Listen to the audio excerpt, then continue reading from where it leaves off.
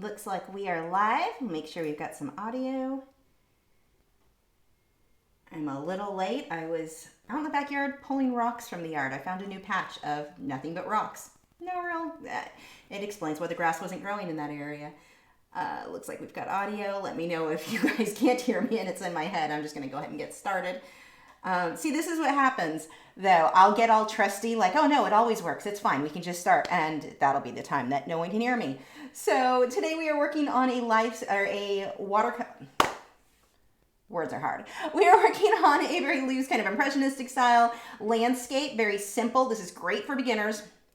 If you want the reference photo that we're very, very loosely basing this off of, it's over at patreon.com/Lachri. That link should be in the description. I do know that I think I listed this as not the same canvas I'm using. I'm using the Frederick's watercolor canvas board. I think I have it listed as the blue label. Either would work fine. Use whatever canvas you have right now. Paper, if you're using paper like a watercolor paper, something like that, just put a coated gesso on it. But I know right now it's hard for a lot of us. Well, my local art stores are not open. I have to order stuff online. So that is, we're going to use what we have. And for the paints, you do not have to use the exact same colors. Just use what you have. None of that is a super big deal. Okay, Baby Panda says you can hear me. Hi, Gail. So as far as colors on this one, before I get started with colors, I am going to use this one is a water-soluble graphite pencil to loosely kind of start sketching in some of the painting, or where I'm going to be putting things. Now, this does not have to be perfect, so don't worry about anything, but I'm gonna separate my canvas into thirds just to use as a guideline. And I'm not gonna sit and measure anything. I just wanna get about where I'm going to want them to be. Yeah, I'm not measuring, so they're approximate thirds. Now, the reason that I'm using a water-soluble graphite pencil and not a regular graphite is if I do this with a regular graphite, when I start painting over, the paints that I use, they're fairly translucent, and that graphite is going to show through it. So this will, once I add water, it's going to work its way out, and so you're not going to see those anymore. Now, we're not going to be putting tons of detail in this. I'm just giving ourselves a loose guideline. You don't even have to, if you don't have a pencil or anything like that, you can't, or a water-soluble pencil and you don't want to use a regular graphite, just sketch it in with your paint as we get going. It's not a huge deal. So I'm going to have a road that comes up. I'm going to make my road come up about there. So what I'd like to do is put a little mark of where I want things to start and end. Because if I just start drawing a road, chances are I'm gonna be too far to the left, too far up, too far something. Something's not gonna be right. It'll be too small, too big, something will be off. But by putting little marks of about where I want things to start and finish, so like the road will go off, and this is important, I think, in helping your perspective. Make sure the road is going off the side of your canvas over here and on the bottom, not just down here. This is gonna help our perspective look like we're going back, more, perspective. That is the correct word. So, and yes, you can go back and watch this when it's over and follow along. It'll be available for you guys. So there's my road, and I'm going to curve it around this way. Now, I showed you this last week, but I want to do it again so you really understand what we don't want to do. So for our road, you don't want this.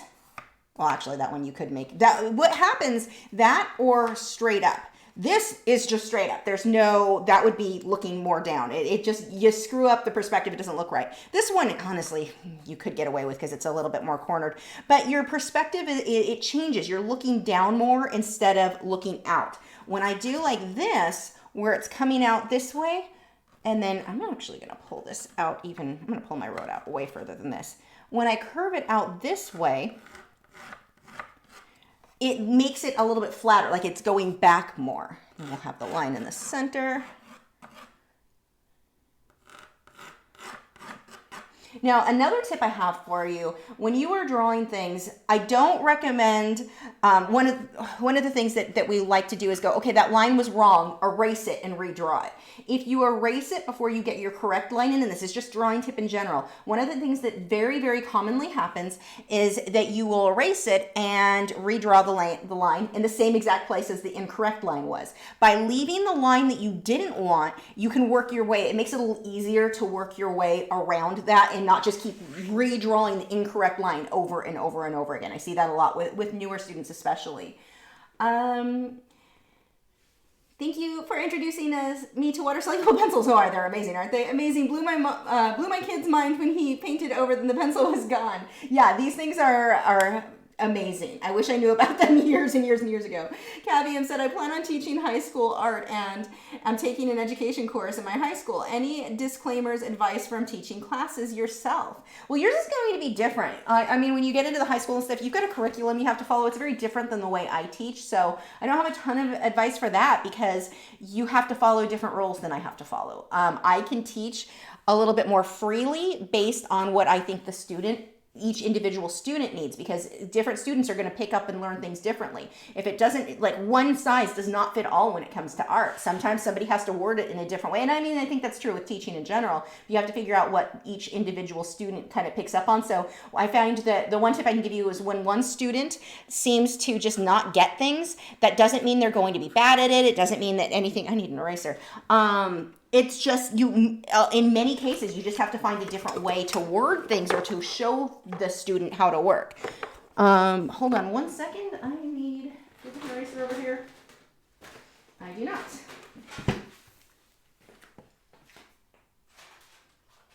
Yeah, that'll work. This is going to smudge terribly though. That one's probably better. These are all dirty. But that would be the only thing that I think I can really give you as far as advice is just you have to figure out for each student what is going to help them to understand. I think it's too easy for some teachers to go, oh, they don't get this, move on. And I mean, you're dealing with a different curriculum where it's hard, you've got a bigger challenge when you're working in high school than what I did. I'm going to curve mine a little bit more than what that was in the photo. And then we've got our hill, and this side is higher than that side. And then we'll have our trees are going to be all up in there. We've got a mountain range. I'll actually pull mine a little bit lower. I want to make sure I've got a lot of room for the sky because that's the part that I really like on this one. Okay, and that's all I'm going to draw. So I've got my mountain range. I've got where this hill is. I'll, put in I don't need to put in a bunch of detail for the trees. We'll just throw those in there. And then where each of my approximate where the grass is going to go. Now you can erase this if you want, if you have lines that you no longer need, or you just paint over them. Doesn't really matter. I'm going to erase mine though, so I can get a bit better track on what I'm painting. Okay. I'll use a brush just to brush some of that eraser mark away. I hate when that gets stuck in my paint. I've done that way too many times. What brand is my water-soluble pencil? This one is Faber-Castell. Faber-Castell and Derwent are the only ones that I have that I've used. They both work fine. I've not tried Derwent in a project like trying to make a full water-soluble graphite pencil, but I've used the Faber-Castell for that. I left my coffee in there. Dang it. I may have to go grab that. I just realized I have no drink. I can't live stream without a drink. I'm going to go ahead and actually grab that really quick. Go ahead and get your drawing in there. I'm going to make mine a little bit darker so you can see it better, what lines I did, because it doesn't really pick up on camera. I wouldn't, if I were painting for myself, I prefer my graphite lines to be light, but I want to make sure you guys can see this pretty well. So I'm going to go a bit harsher on which lines I left in there. Whoops, hit my easel there. There we go. And then we've got the line down the middle. Okay, I'm going to grab that coffee because I'm not going to make it through the live stream without it. I will be right back. Go ahead and, if you're not already, get caught up on that drawing, and then we'll start with painting. Stay. No, you stay.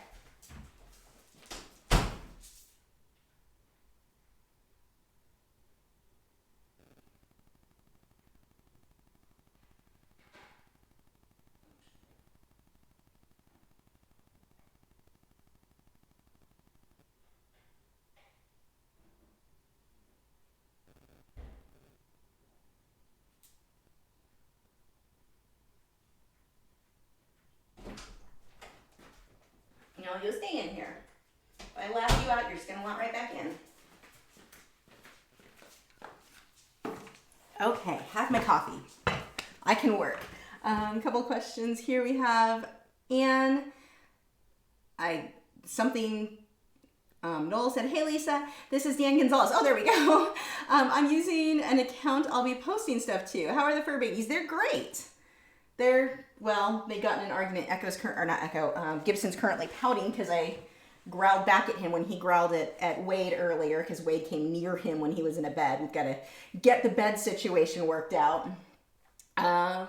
Crystal said, hey Lisa, any idea if the Derwent Lightfast Colored Pencil 100 set comes in a tin? Saw the box, but the 10 times 10s are cheaper. I'm not sure on that. I think that they were going to try to send me the individual pencils, so I have no idea on that one. I'm no help there. Let's see. I love all your art. I have a question. When will 100 set of Derwent Lightfast pencil be on the market, and what will their price? I have no idea. Besides, well, actually, isn't it already on? I thought I saw them on Dick Blick's, but then again, it wasn't the tin, so I don't know on that. Coffee is an absolute mess. Yes, it is. Okay, so for those of you who are coffee drinkers, iced or hot? Curious there. I'm more of an iced. Most of the time, I like iced. I like both, but iced is definitely my preference. Okay.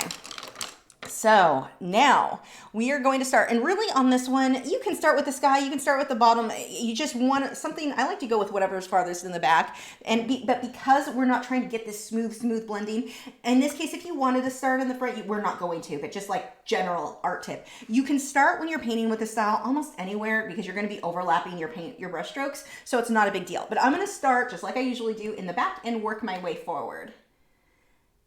Nikayla said, hey Lisa, I'm working on a large cat painting with bubbles that is near finishing. Really hoping to get it done during the stream. Nice. Any tips on varnishing? Well, it depends on which medium. Beth said, have you tried whipped coffee? It's amazing. I've not. Oh, I'm intrigued now. I'm going to have to Google that after. I wish, actually, I like coffee so much. I also drink decaf quite often because I'll get sick if I have more than 2 cups of caffeinated coffee.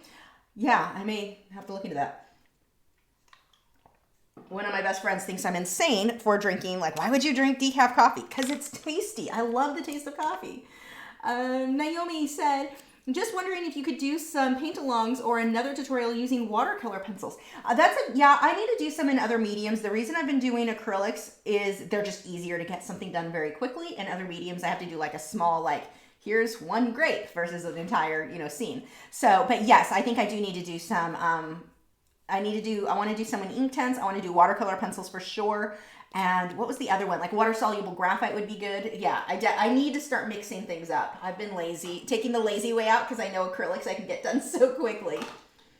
Okay, my tables are a mess. Let me rearrange some stuff. So I am going to start with this area here where the sun is really hitting. And I'm going to start with yellows and oranges. And I don't even have yellows and oranges out. I have one orange, but I don't like that one. Let's go. Do I not have? I am not at all prepared. I'm telling, this is the rock's fault because I had to pull rocks. I got obsessed with it. Let me get some paint. I thought I had all my colors out.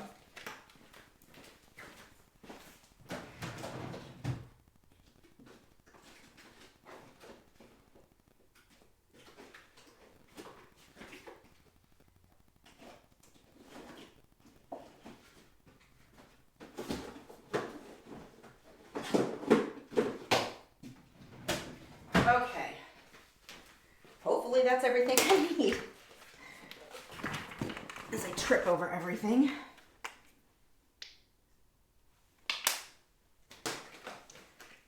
So a lot of the colors that are on my palette right now, although this camera does not get far enough away that you can see all of the colors, we're not using all of those.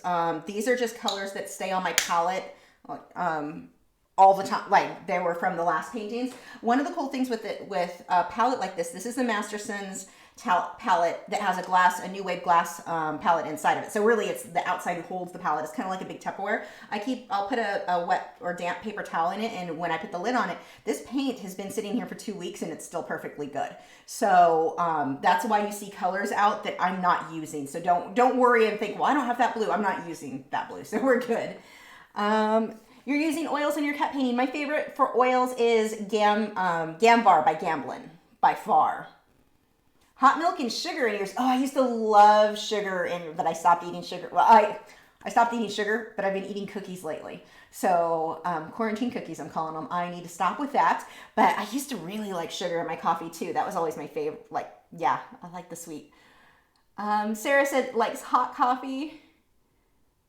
Dan prefers cold brewed with milk and a bit of cocoa. I've had that. That's really good. Let's see. Vladimir said, have you ever tried Dick Blick Professional Acrylics? I don't like them. Wait, actually, you said you've tried, they're cheaper than Goldens and just as good, although I feel like they're slightly thinner maybe.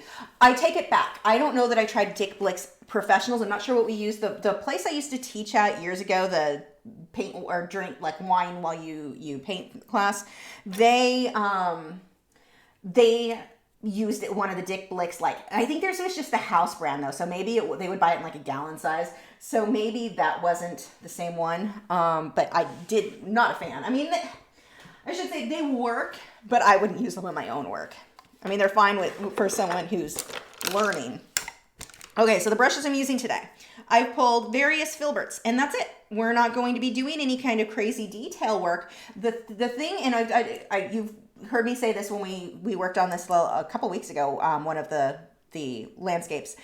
You don't want to use your tiny brushes. Your liner brushes, they're out. When you're painting this style, you're not going to use them at all. You could maybe use a smaller filbert, but you don't want tiny, tiny brushes. You also, another tip, as you're painting, if you're working to keep a looser style, hold your brush back here.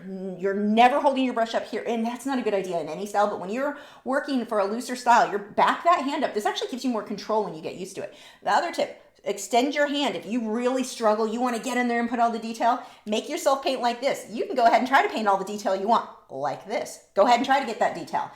You're not going to be able to. And then your painting looks loose because of it. So it's a good way for somebody who is struggling, and that you're not going to see me painting that way. You will see my hand a little bit more in the middle and, well, kind of towards the back, but I won't be, extending my arm just because I'm comfortable painting this way. But if you are struggling to paint in a looser style, this is a way you can do it. You can try to paint all the detail you want, but you keep yourself back here. Extended hand, extended brush.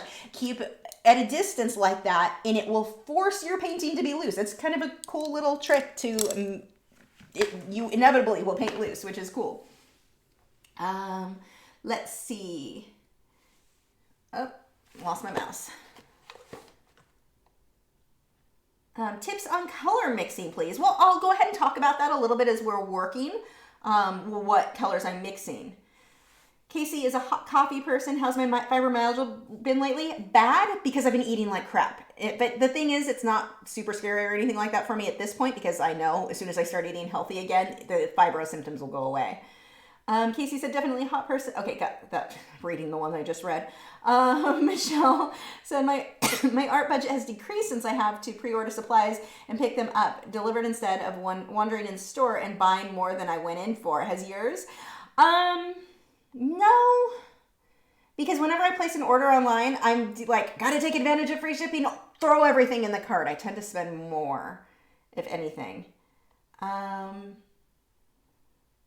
Let's see. Vladimir said, I think you were using the Blick's acrylics. That's what they call their student grade. That's probably what it is then. They're decent for a beginner, but trust me, the professional grade is so much better, especially the sets. Nice. See, the thing is, I don't trust a lot of, actually, let me get this question. I'll come back to that. Okay, that's a more detailed question. I don't trust house brands when it comes to colored pencils, acrylic paint, actual materials, paintbrushes, sure.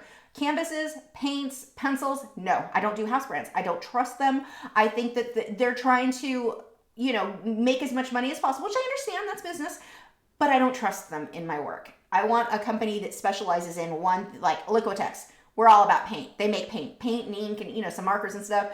Or Faber-Castell, all about the pencils. Derwent, all about the pencils. And this is their specialty. When you're dealing with like Hobby Lobby's generic brand, Dick Blick's generic brand, they're making a million different things and they don't have that specialty. I want someone who, this is my special, this is what that company's specialty in making that product. That's just what I'm comfortable with. So no, I don't personally use the generic stuff. I've never been impressed with it when I have used it, but yeah. Let's see. Melissa said, I understand the 1, 2, and 3 point perspective, but is there a general rule of thumb for spacing vertical lines into a distance like fence posts? Oh, yes. That's a long lesson. Yes, there is. It's a lesson that I'll have to make a separate video because it's very in depth and I wouldn't finish this if I go into that tonight.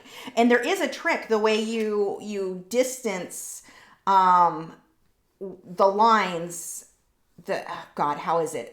Where they're crossing. Like there's a thing where yes, there is a trick. I'll have to make a separate video because yes. There is the short answer to that, but I can't show you and get this video done tonight. It's a good question. Have I made a video on how to make clouds and other questions? What is the biggest set in the Derwent Inktense pencils? Or start, I think the biggest set of Inktense are 72. I could be wrong on that. I haven't looked into it lately. And how to make clouds. I have a lot of videos painting clouds. If you look at any of my scenes, if there's clouds, I'm going to kind of cover it. It's not specifically clouds. Maybe I need to make one on specific clouds. That's a good idea. Actually, I did do a paint along with clouds. So yeah, if you type in Lachri and clouds, you should get that. Okay, we're 20 minutes in. I need to get started. So I'm mixing some white in with my yellow. Yellow is very, very translucent in most colors, most paint brands. I am thinning this with a little bit of water, but not as much as normal. That's too much. The reason that I'm mixing white in this, I need it to be a bit more opaque as I start blending. I will come back through and darken this up with more yellow, but we're gonna make it a bit thicker so it really comes in there. And I don't care if this is mixed perfectly. It's actually better if it's not. I want my brush strokes to show. Remember, back up, extend your arm if you're having a hard time keeping things loose. We're gonna go all along the bottom. I would rather this layer into the mountains than not quite touch the mountains. Make sure you overlap that just a bit, because we don't want a glow of canvas showing where you didn't quite cover the mountains. That's a big, big deal when you paint. There's what we call a halo effect, where people are too afraid. They'll be like, here's my line, and you can still see the mountain here, and then there's a white line of the canvas. No, overlap it. Make sure that looks like it goes right behind that mountain. Actually, this doesn't even need in there. I'm just using that as an example. You don't need to pull your yellow out here. It doesn't go there. I'll layer other colors over it to fix that. But we're gonna just get some of these. I'm not going to worry too much about the rays of light because there's only like 2. It kind of looks a little weird, but I'm just going to do little half circles or half. I'm kind of making, okay, let's back this up. I'm forgetting, not everyone was here last week. We're going to make sort of crisscrossy brush strokes. So, and when I say crisscross, I don't mean X's. I've had people misunderstand where a student was working. I turned my back, I came back, and it was X's all over. That's not what I mean by crisscrosses. Overlapping, little half circles, half circle, half circle, half circle. And that is what I'm doing as I build this up. And the brush strokes are overlapping. Now, as I want to start getting into deeper yellows, not going to use the yellow that time, or the white. I can just put a few brush strokes in here with that darker yellow. The goal here is not to cover all of the lighter yellow. I want there to be variation. I want light, I want dark, I want some of everything.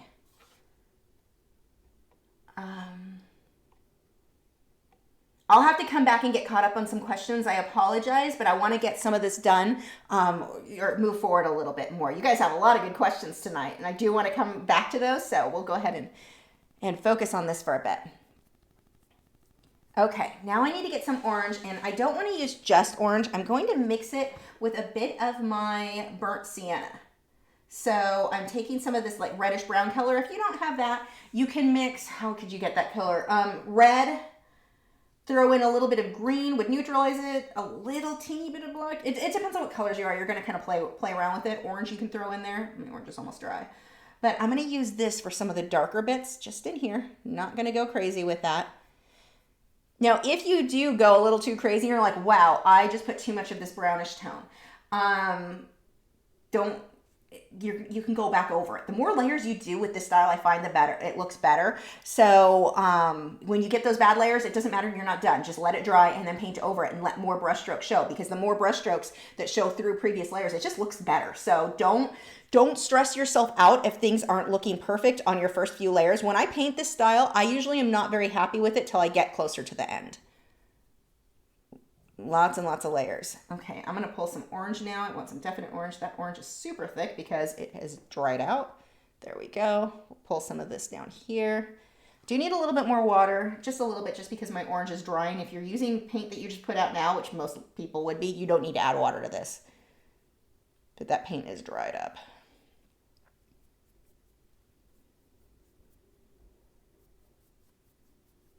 Okay, my brush is too dry. So here's another tip when you paint this style.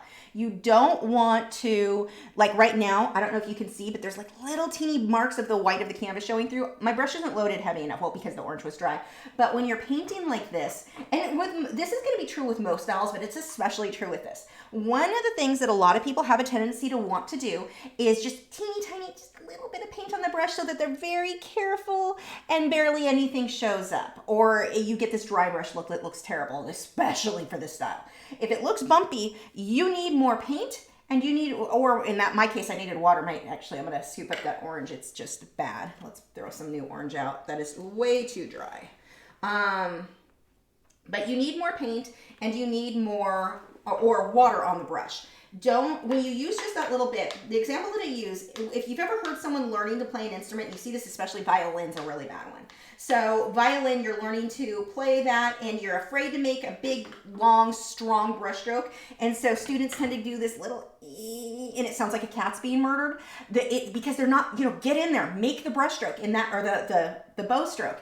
Here, it's the same with our brushes. Load that brush, get paint on there. You need to make a sound, make a big sound. It's better than that little where you're barely making on a violin. With the paints, we really want to get in there with that paint. Load, I would rather see you use too much paint than not enough in this case. And if you get to where it's like, oh, my colors are blending and making mud, let that layer dry, or in this case, you should take a hair dryer to it and you're good.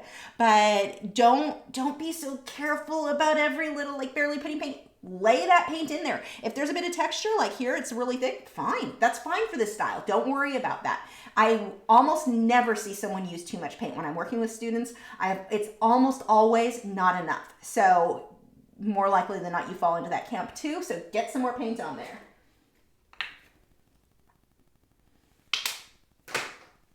There's some red. This one is, I'm not even going to say that right. Naphthol crimson? I don't know. It's red. It's kind of a warm red. Okay. Now that will actually show. Now other colors that I'm going to be using are, I'm going to pull some, I'll just use the violet that I've got out and I'll mix that with some gray as I move out. Now the reason that I'm going to do the violet, if I jump straight to gray, I'm probably going to get super muddy and it's not going to look very good. If I go a little bit of a transition from the yellows and oranges into a violet into the gray, it's going to look a lot nicer. So that is what I'm going to be doing there. I do want this to dry for a second so I can get caught up on a couple of questions. Let's see. This may be a hard question. What do you think about digital art compared to traditional when it comes to making a living and selling paintings? Wildlife art, by the way. I have respect for both mediums. I work in both digital and traditional, so I know it takes just as much skill to do one as it does the other. It's just a different medium. So the only thing is that not all buyers may feel the same. I think people need to kind of get used to that idea. And you can print it on canvas, but you don't have one original, unless you're like, this is a limited edition, I will only ever print one of these. You can do that, of course. But a lot of people want that original that no one else has when it comes to art, and traditional, you really can't do that. But you can still have them printed on canvas, which is beautiful. But I have just as much respect for digital artists as I do traditional. It really, as somebody who uses it, trust me, it takes just as much skill. So it's better to trust a master of one than a jack of all trades. That's kind of what I feel like with a lot of these art supplies. I'm not saying I'm right. Maybe I'm wrong, but that's how I feel about it in my experience with the generic art, generic paint, fine with generic paintbrushes. I'm not fine with what goes on the canvas or what goes on the canvas. I've just had bad luck, bad results, and I don't trust them to be archival. And if I'm gonna, I hope my work lasts hundreds of years, and I don't trust that it will with an art supply, a generic. But that's just me. Let's see. What's your favorite budget-friendly paint? Honestly, Liquitex Basics. They're budget-friendly, but they're still light. Well, I get only the light fast colors. Most of their paints are light fast, but they're good. I love them. They work very well for my techniques. I'm a huge, huge fan of them. I have the heavy body. I have the soft body. I almost never use them. I like the basics just work for my techniques. Now, in this style, I will say heavy body or probably the soft body are a slightly better feel for this because you get those bigger, heavy, like the brush strokes are just thicker. So, or the paint is thicker for that. So this would be one style. I would say those might be better for you. Vladimir said, I agree, some house brand stuff Blick sells sucks. Not all, though. That's especially true with their colored pencils. Don't like them. They're less vibrant than Prisma. Ouch. Casey said, I know you typically get your brushes from a store, but do you have alternatives online that you could link on your website? You know what? I need to do that. I actually need to update. Maybe I'll do that this weekend. I have to update all of my art supply, because I haven't updated it in forever. I really need to do that. If I don't get it to it soon, please remind me. Lucy said, have you tried Charvin Extra Fine Acrylics? I buy them through Jerry's. Just love them. I have not. I just keep using the Liquitex Basics because they work for me, and I'm like, why fix what isn't broken? I probably should try some others. But that's just kind of been how I looked at it. Melissa said, thanks, I'll keep my eye out for that vertical spacing in perspective video. Yeah, I really need to do that. I had somebody who was really big on perspective. It was a perspective class, and it's amazing like how easy it is to make sure you get that accurate. But yes, there is a trick. Need to do a video on that.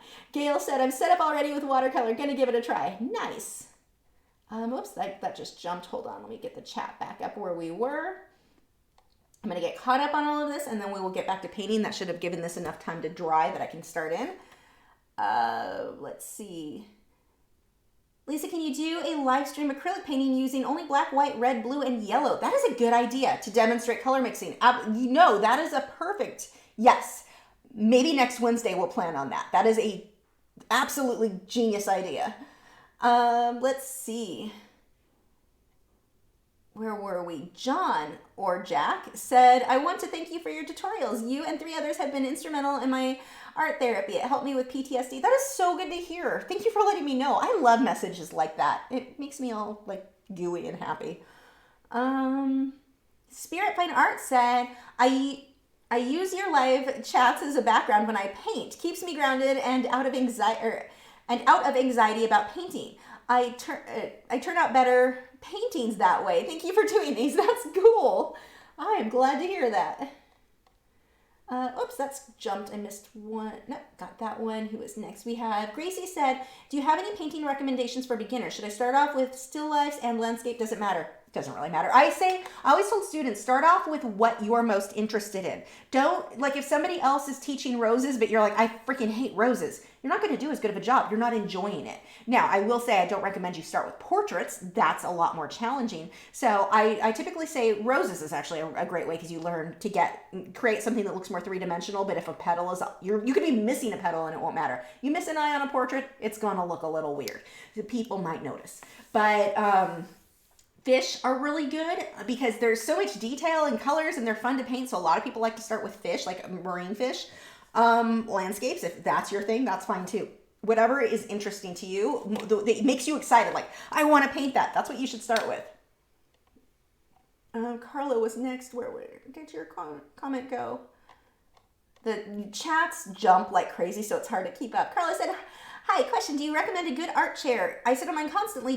I know you do too. Is there one that's comfortable for extended use? I'm using a stool that has like a ring around the bottom that my feet sit on, and it's a squishy. I have to have squishy for my back. So this one's worked out really well for me. I don't like something that has a back because I'll sit like, all hunched, and that is not good for my back. So I sit on a stool most of the time. I used to sit on a Pilates ball when I drew, but I end up bouncing around too much. So I sit on that now in the office, but when I'm at the easel, I just have a round stool that has a squishy. I should add that to my supplies that I like when I update my website. I need to do a separate thing on just tools like general easels and stuff. I'll be doing some work on the site. Let's see. Ziga says, hello from the UK. I have one question before going to sleep. It's 2:30 a.m. Oh, you're up late. What is your worst subject to paint personally? Do you have a subject you would never paint? I'm not interested in cars. But at the same time, like there's a Pinstripe Chris Pinstripe. Why am I getting that backwards? He paints cars and I love watching him paint, but I'm not personally interested in them or painting them myself. That would be kind of my thing. I don't like man-made things that much. I really like nature and wildlife and stuff, but I also like watching other people do the things I don't want to paint, which is kind of funny. So that would probably be my thing that I'm not super interested in. What is my favorite brand for oil colors? Do you recommend Windsor & Newton brand for oil colors? I've been using Windsor & Newton just because they were easily accessible at the art supply store. I'm not going to say they're the best. I really like Grumbacher, and what was the other one? Williamsburg? Something like that was really good. I'm a fan of all of those, but I haven't really gotten to where I'm too picky on the oils. I like the Windsor & Newton artist colors more than the Winton colors, but I still use some of my Winton colors. They were just cheap and easy, and that's what I got started with. As long as they're light fast, I say, yeah, it's fine. But I would recommend them. I like them. I use them, but yeah. If you guys can, whether it be on Facebook or whatever social media app you have or use, if you can share this video, like the video, this all helps me to get more people to see it. YouTube's algorithms are all kinds of screwed up, so they don't get shared very much anymore, but that really helps me out. Okay, so now I'm going to start in. I'm going to mix my yellow with the red. And the reason that I'm doing that, I find with Liquitex Basics, and this isn't true for all paints, but Liquitex Basics, I just get better orange colors when I mix them myself. Personal preference there, I guess. And we're going to start layering this in, and I'm going to layer yellow on top of some of this as well. We'll be doing this in a couple of layers. I'm going to go through this a little bit quicker because we've been talking a whole bunch, or I've been talking. I never shut up. There we go.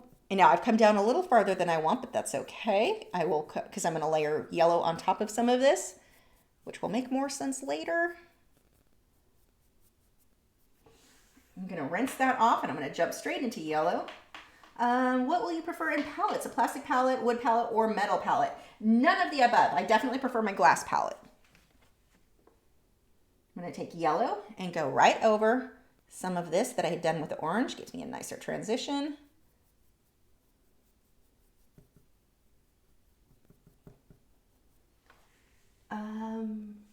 Let's see. Phil said, that's it. I started digital painting and it takes the same skill to do it. I like it a lot, but then there's the lack of a physical piece. Yeah, and that's the only negative I really see with it. When you come to sell, I mean, you'd have to print everything out to take to like an art fair or something like that, which isn't, I mean, you can do that. You certainly can. But you could also set things up where you're like, these are limited editions. I'm only printing one. I'm going to take a magenta color here. We'll just let that mix in a little bit.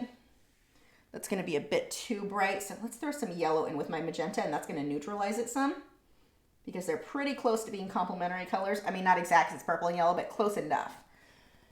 And I'm going to let this, I'm going to put this first, and then I'll pull some oranges over it. Again, still letting my brush stroke show. Remember, back up if you're having a hard time keeping that loose. Back up. Now, the reason that I'm using a filbert, so the rounded tip brush versus a flat brush, I'm going to have a very different type of brush stroke.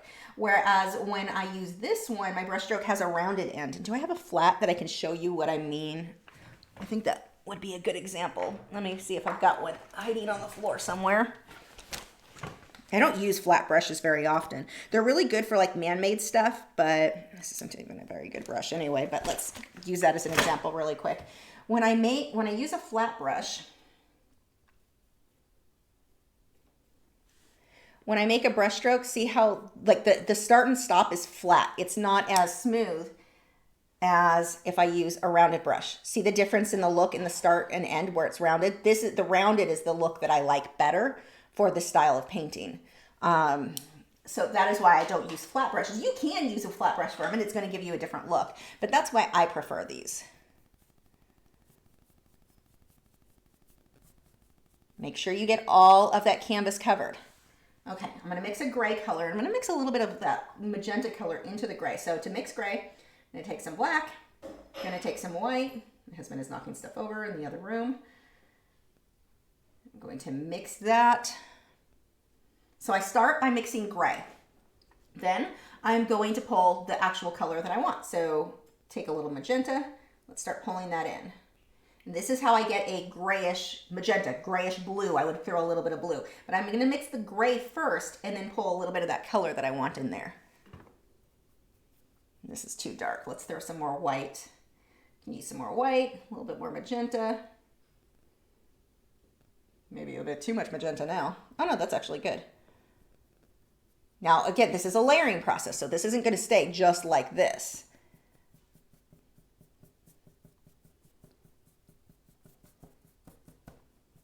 Let those brush strokes show, but make sure you're covering all of the white canvas. We don't want to just paint straight across because then we don't get our nice brush strokes.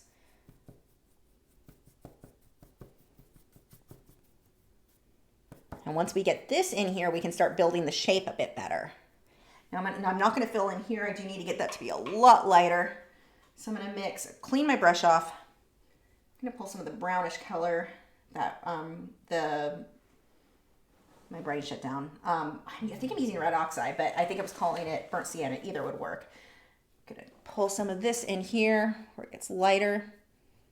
Now this is just our base. Again, we're going to come back through and define those colors a bit better. Right now we're kind of at a hot mess stage. And that is completely normal. The same color, I use the reddish brown with white. I'm gonna get even lighter. I'm gonna use this in between here a little bit. Let them kind of overlap.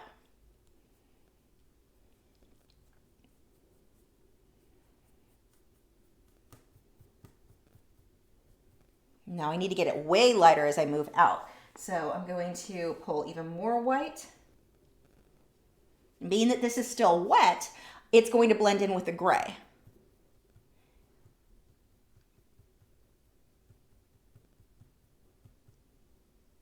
I've got a few light bits up in here.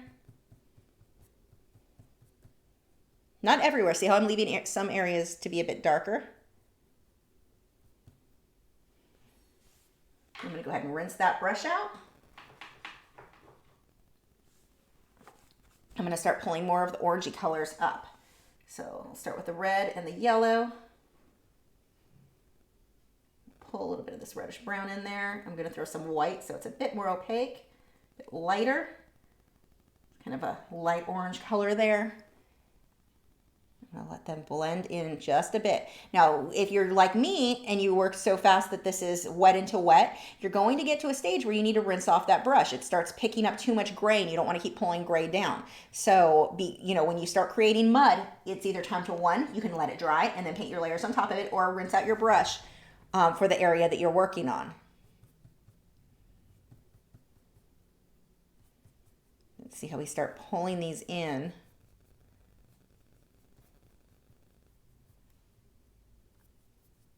Too much gray here. I'll have to come back over that.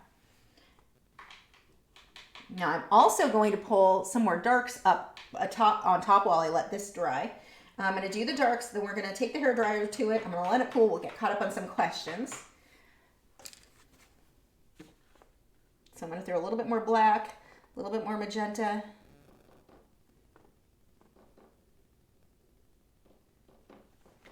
Just so I can get some variation in the values there.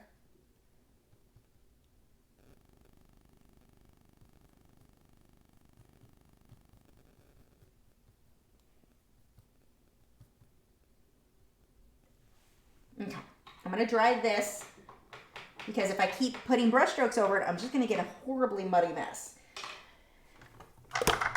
So I'm going to use a hairdryer to speed things along.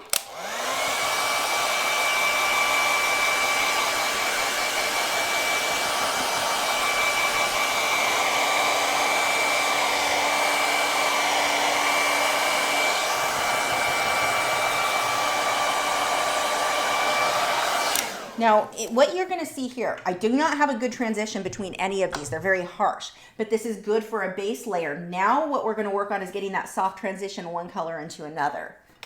Well, that sets for a second because I don't want to paint over a hot canvas because it'll dry too fast. Let me see.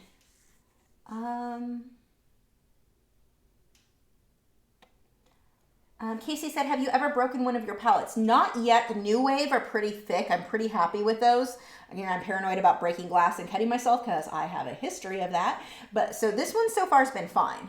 But it's always in the New Wave, or not New Wave, the Masterson's box. So it's like always supported. I'm never just carrying it separately. So I haven't had a problem with it. Beth said, personally, I prefer to mix greens and oranges because I feel like I can get nicer colors. That would actually work too. Will neutralize it a lot, the orange, so you can get a nice brown tone. Lauren said, do you use any gesso or medium with your paintings? If so, for what? The only time I use gesso is when I'm smoothing out a canvas. So like Frederick's, they have the round canvases that I like a lot, but the tooth of the canvas is a little bit thicker or bumpier, I guess. It's too much tooth from what I like to work on.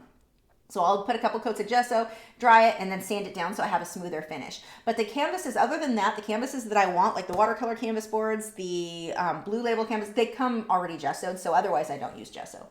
It's only when I'm trying to smooth out something that's a bit too thick.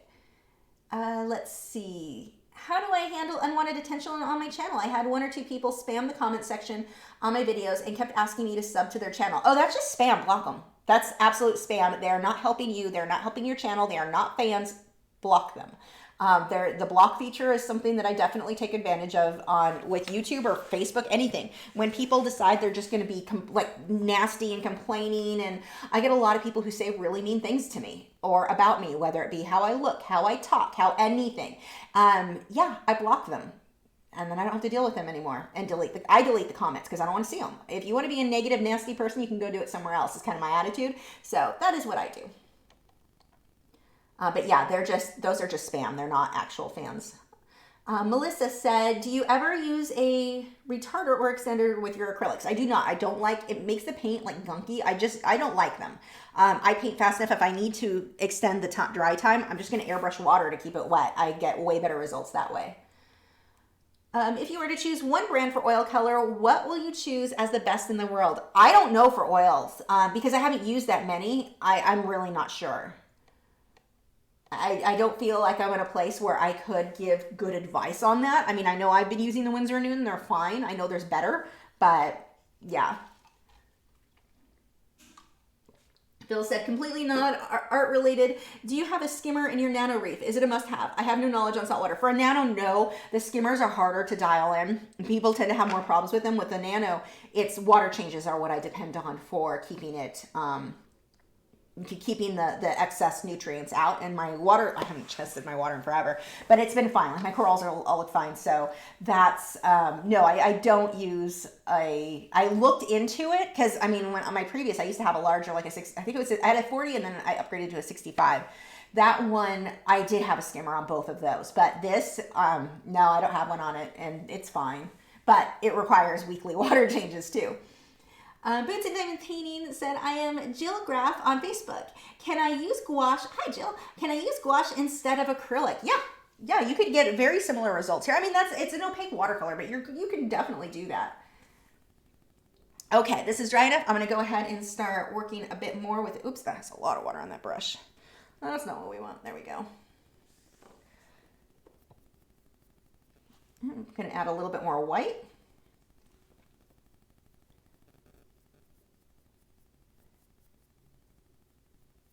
Now, don't try to, we're not blending. We want to see our brush strokes. Remember that with this style. It's very easy to get there and start taking another brush and trying to blend it in. That's not what I'm doing here, not with this style. I mean, it's fine if you're trying to paint a different style, great. But for what we're doing here, that is not it.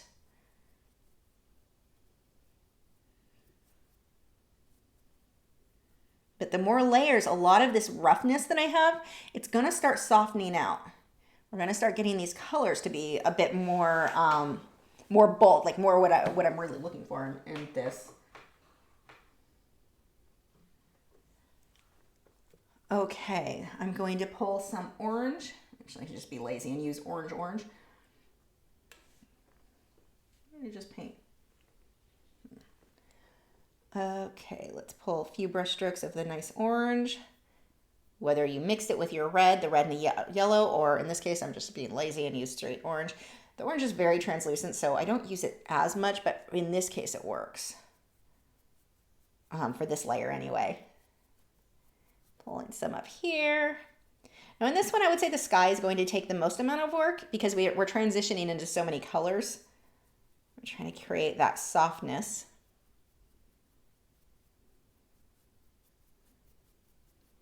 Now, as I move up, I want to get more of a little bit more of a peach color. We'll throw a little bit of white in with that. Pull some magenta in there too.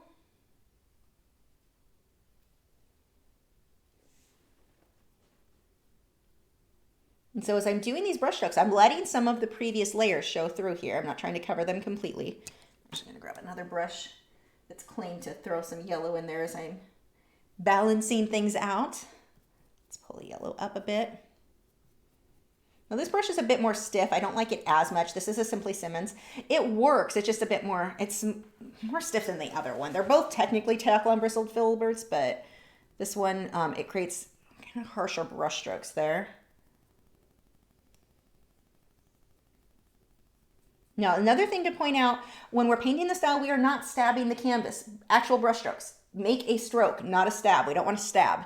That's toll painting, and that's fine if you're toll painting, but we are not. We want this to look a little bit above that. Remember, if you have a question for me, use the @Lachri fine art. If the question does not highlight in orange, I just don't see it. It's not that I'm trying to ignore you. I just won't see the question. So if you have trouble getting that to work, just ask one of the moderators or somebody else and they can ask your question for you. I'm going to pull some of this orange up into the grays now.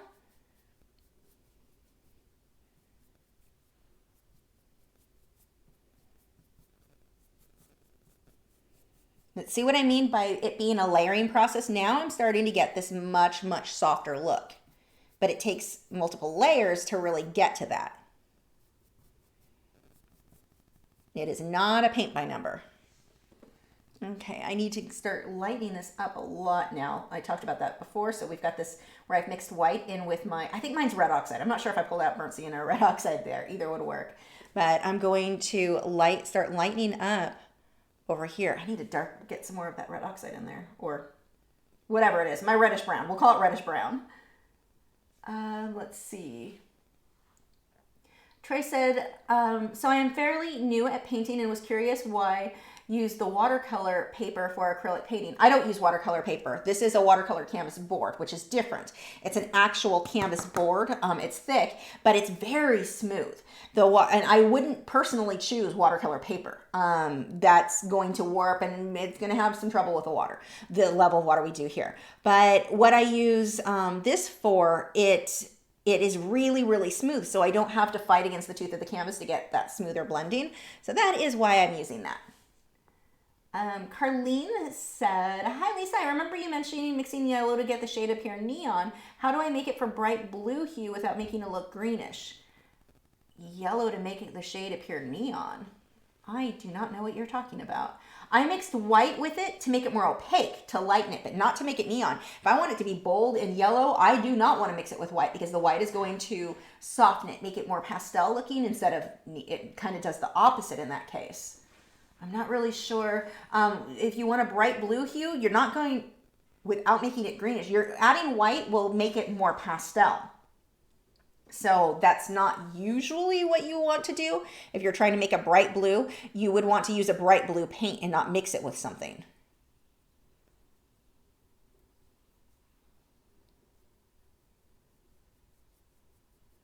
So we're going to go around the edges with some of these lighter bits. I don't have enough water or paint. That paint is starting to dry.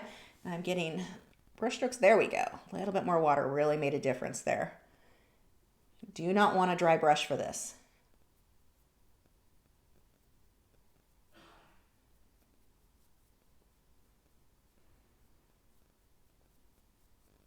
Let's see how as we build this up, the transition there is much, much softer. It was so harsh with those first layers, which is fine. That wasn't wrong. It just wasn't finished. And you can work back and forth. You don't have like, oh, I went too light, I ruined it. No, then now come back with darks. Go back and forth. Have I ever ignored someone's question? Probably, but it was probably inappropriate. Usually the moderators get to those before I would catch them though. It's been a long time since I saw one where I thought, I am not answering that. Almost always the moderators catch them first. Speaking of, you should check out Nick and Joseph. They both have channels here on YouTube. Links are in the description. Let's see. Trey said, okay, I misunderstood. I thought that was what was being just cut off. I am following along with crayon. It seems to be coming along pretty well. Nice. Have you painted in a coloring book before? Which one will you recommend? I mean, when I was a kid, I had a Warcraft one I did with a video not too long ago. But no, I don't do color. I'm not a coloring book artist. Clark Fine Art said, this is such a different style from your smooth blended pieces. I find it hard to paint in this style every time I try it. Do you have to turn the urge to create something smooth in details? For me, I taught this method for so long that it comes natural. At first, I had a little bit of a hard time. But if you're struggling with details, again, extend your arm and make yourself paint this way. And go ahead and try to get details, but only what you can get from back here with a large brush. This has an Afromov feel to it. I don't know who that is. Let's see. Okay. I think that's actually, well, let's get a little bit more with the gray, the grayish magenta type color. I'm going to layer a little bit more in there. this is too dry. Let's throw some more paint, a little bit more water. My paint is drying faster than it has been lately. I think it must be hotter in the studio tonight. It's definitely starting to warm up.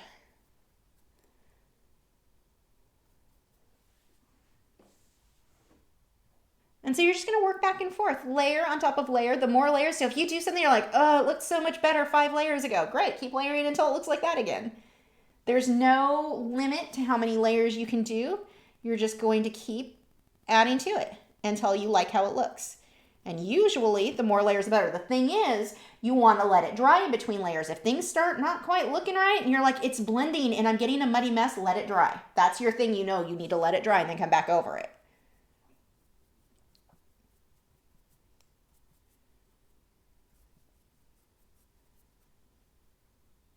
That's good enough. I may come back and make some adjustments later on, but that works for me for now. I'm going to rinse my brushes and I'm going to start on the mountains. So the mountains in the back, we've got this grouping of mountains back here. These need to be a lot lighter and we're going to get a bit darker when we move forward. This is again going to help make things feel farther away. Now I'm going to lighten mine up a little bit more than what I'm seeing on my reference photo just to make them look even farther away. I'm going to be mixing some of my magenta with the grayish, the gray color. So I've got the black, I've got some magenta. Well, I've got black and white to get that darker gray. Now I'm mixing some yellow in with that magenta. I'm going to use this. I'm going to lighten it up even more. Let's get some more yellow, some more white. But I do want magenta and black in there too to get this grayish hue or tone. A little bit more yellow. So the reason that these are giving me this nice warm color, the magenta and the yellow very close to being complementary. Not quite, but they're pretty close. They're going to neutralize each other. So that works out well. We'll start with this and then I'll lighten more on top of it. I'm not trying to make a smooth straight line. We're still going pretty rough here. But also no stabbing your canvas. Actual little brush strokes.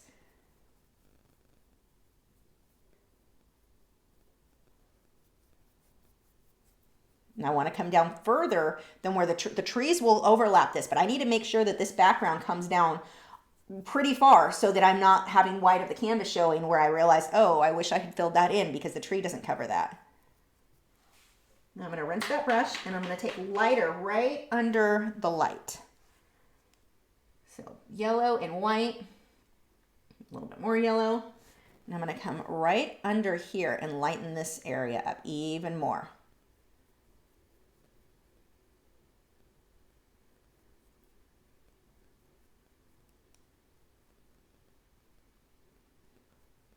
And we'll let that just kind of fade out as we move out to the edges. You can go even a little bit lighter in the middle now. Right under the brightest yellow. That's where I'm really making that fade out. There we go. That is done. But see how I've got the brush strokes between the darker color and then the light on top. I'm not trying to blend this. Don't blend it. It won't look, this style will not look right if you blend that. And let me adjust my color a little bit. I do think this looks a little bit darker than what and it may just be the easel bit. Now that when I start the live stream now, it's light in here, and so the color kind of adjusts. Let me see if I can fix that a bit.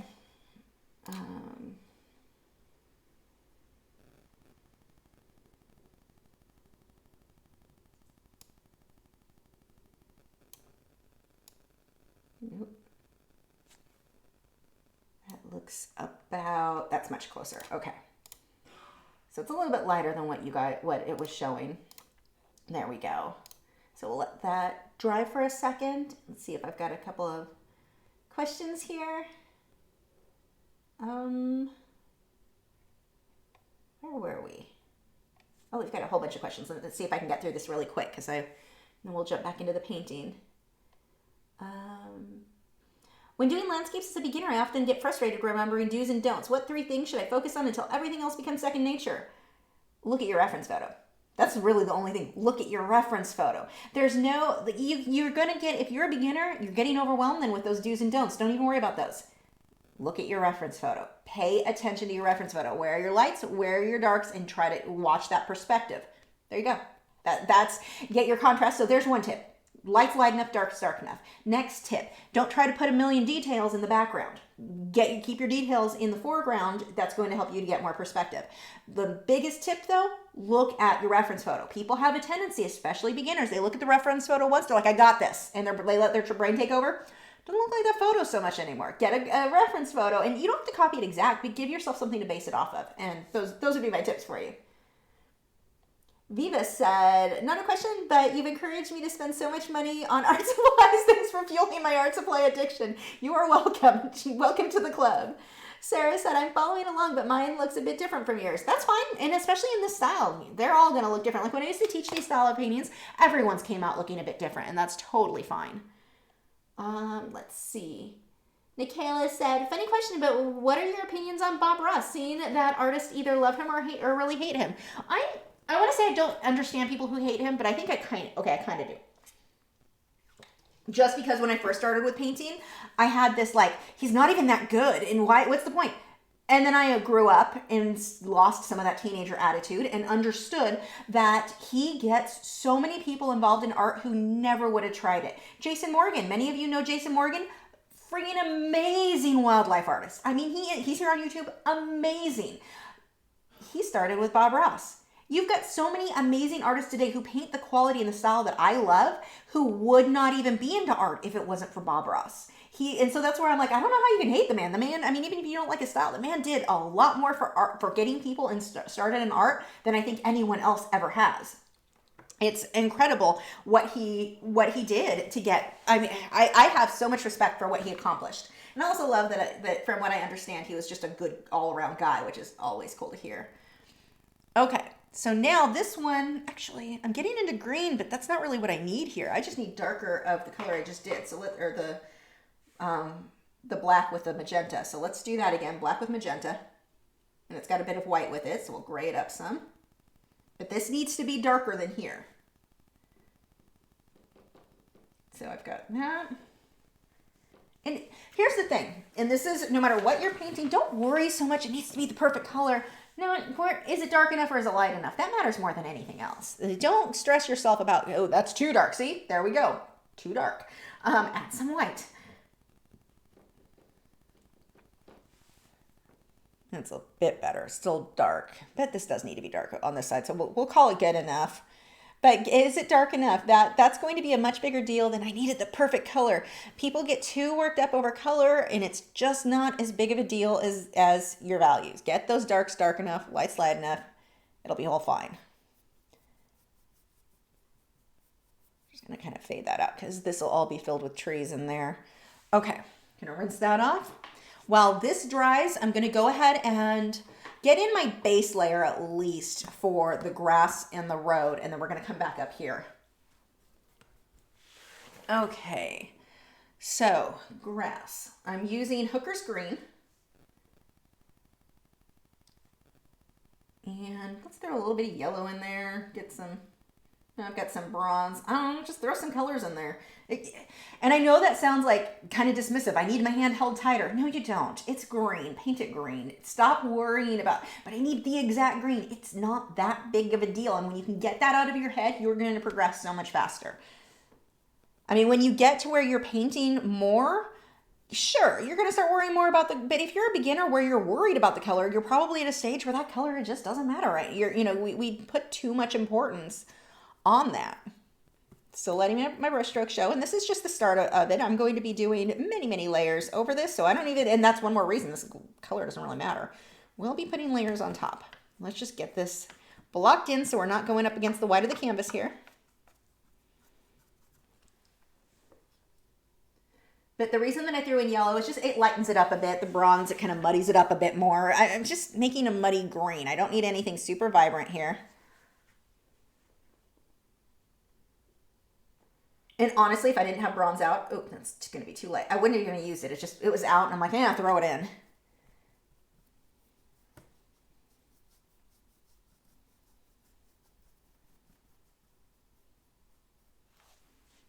We're going to be putting highlights. We'll put shadows. We'll be doing all of that on the grass later, but now we have the white of the canvas covered. I'm going to do this. I'll fill in the road and then get caught up on some questions, and then we will go back up to, by then the mountain should be ready.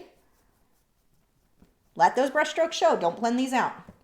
Even though we're going to be painting over it, some of these brush strokes will show, and that's good for the end result. Okay, the brown of the road. I'm going to be using that same, it's either red oxide burnt sand or the reddish brown color with some white. I'm going to throw a little bit of black in there to give me more of a grayish tone, so it's not too crazy bright. I'll throw some magenta too, just because it's there, and it'll go with my tone of the sky a bit more. So what I like to do, I love the idea. We are definitely doing that next week, the just red, blue, black, and white painting. What I like to do, try to use the painting, like if I use magenta up here, where can I pull it in here? Even though it's not going to look magenta, it's going to have a magenta tint, and it helps everything to feel like it's a part of the same scene. It all goes together.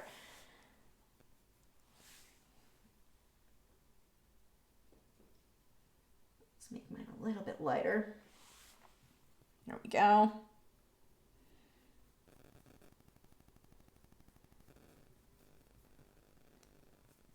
Hold on, my mom is calling. She always forgets that I live stream Wednesdays. Hey. Hi, how are you? I'm live streaming at the moment. It's Wednesday.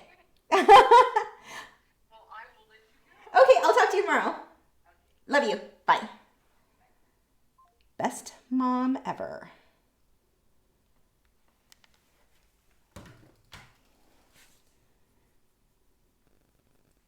Okay, we'll come through here. Yeah, we've been playing phone tag all day. She calls me when she goes on her lunch breaks at work, because she always goes on a walk. And it's just been phone tag day. We didn't quite catch up with each other.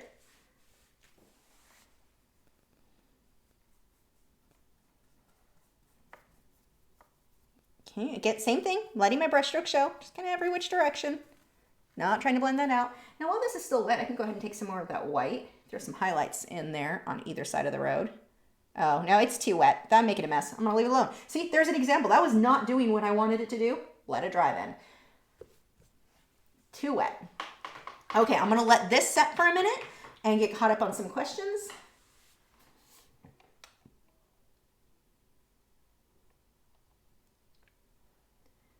Where were we? Oh, Leonid Efremov, I'm not pronouncing that right. I apologize for butchering his name. Was a Russian modern impressionistic who passed away last year. Oh, I'll have to look up his work. What blender will you use for Faber-Castell polychromos pencils? I use odorless mineral spirits or powder blender. Those are depending on which method that I'm going with. Those are my two preferences. For people who want to do details and have more control, watercolor is a medium that I have found you have to learn to let go of that control. That is true, and I think that's one of the reasons that I struggled with watercolor for so many years, where I was just like, no, it's not for me, because I wanted so much control when I was younger, and as I've gotten older, I've gotten more comfortable with being a bit more loose, but I think that is absolutely true. Where were we? That just jumped again. Let me scroll up. See if I can find where we were. Get caught up on a few of these. Oh my gosh, I'm missing a whole bunch. There we go. Okay, we have, let's see. I don't want to be rude, but I miss you on the Colored Pencil podcast. It's not the same without you. Oh, thank you. I appreciate that. I mean, I don't take it as rude. Sally said, oh wow, Lisa, are you painting this now? I wonder why I'm not getting notified. Huh, I'm not sure. I mean, yes, I'm painting this now, but I don't know. I'm sorry. Oh, because YouTube, that is why, because YouTube doesn't notify. So if you aren't already, make sure you're subscribed to my email newsletter. I let you know whatever live streams are going up that week, whatever videos went up. I also do some kind of art motivational quote or something. That's all in my, and I send that out once a week. You should get that every Wednesday morning. So sign up for that. It's free, and that way you'll be up to date with whatever lessons we're going to be working on, or what live streams are coming or anything, because YouTube doesn't really notify people anymore very well. So yeah. Troy said, I've been a big fan since finding your website in painting portraits with colored pencil. Thank you for your tips. I've learned things about colored pencils I never knew before. Thank you. Oh, thanks. I love that book. It makes me super happy that I'm in it, because I'm just such a huge fan. Oh, wow. Thank you so much, Danielle. Danielle, you are amazing with the $20. Aw, super chat. Thank you. Oh, it'll make me cry. Says, hey, hun, how are you? I'm good. Do you ever feel things are going very well, and I feel guilty for things going well because I know it's not like this is a hard time for a lot of people. And I'm like, I'm at that stage where I'm like, I'm so grateful things are going well. You know, my dogs are healthy. Well, my two younger ones and older ones are less healthy, but they're still doing okay. And you kind of feel like I feel guilty things are going well because I feel so bad for my friends and people that I know that are having troubles. But you know, things are going really, I'm overall very well for us. For my husband's able to work from home. His hours suck, but I'm grateful he has a job. We're good. Thanks for asking. Let's see. Where were we? Art and Diamonds with Eskimo said, will you be doing another colored pencil piece soon? Jason is awesome, so is Bonnie Stone. Oh yeah, Bonnie's amazing too. Yeah, I'm actually gonna do, I think that's what I'm gonna be doing this week. I'm gonna use Pastel Matte with the new Lightfast pencils because I've had a lot of people ask how they work on that. So I want to do a cat portrait. That seemed to be pretty popular, the cat that I did in acrylic. So I'm going to do another one in colored pencils for you guys. So yes, I will be working on that this week. So that tutorial should be up for you guys on, if everything goes as planned, will be up next week for patrons and eventually on YouTube. I need to get caught up on those.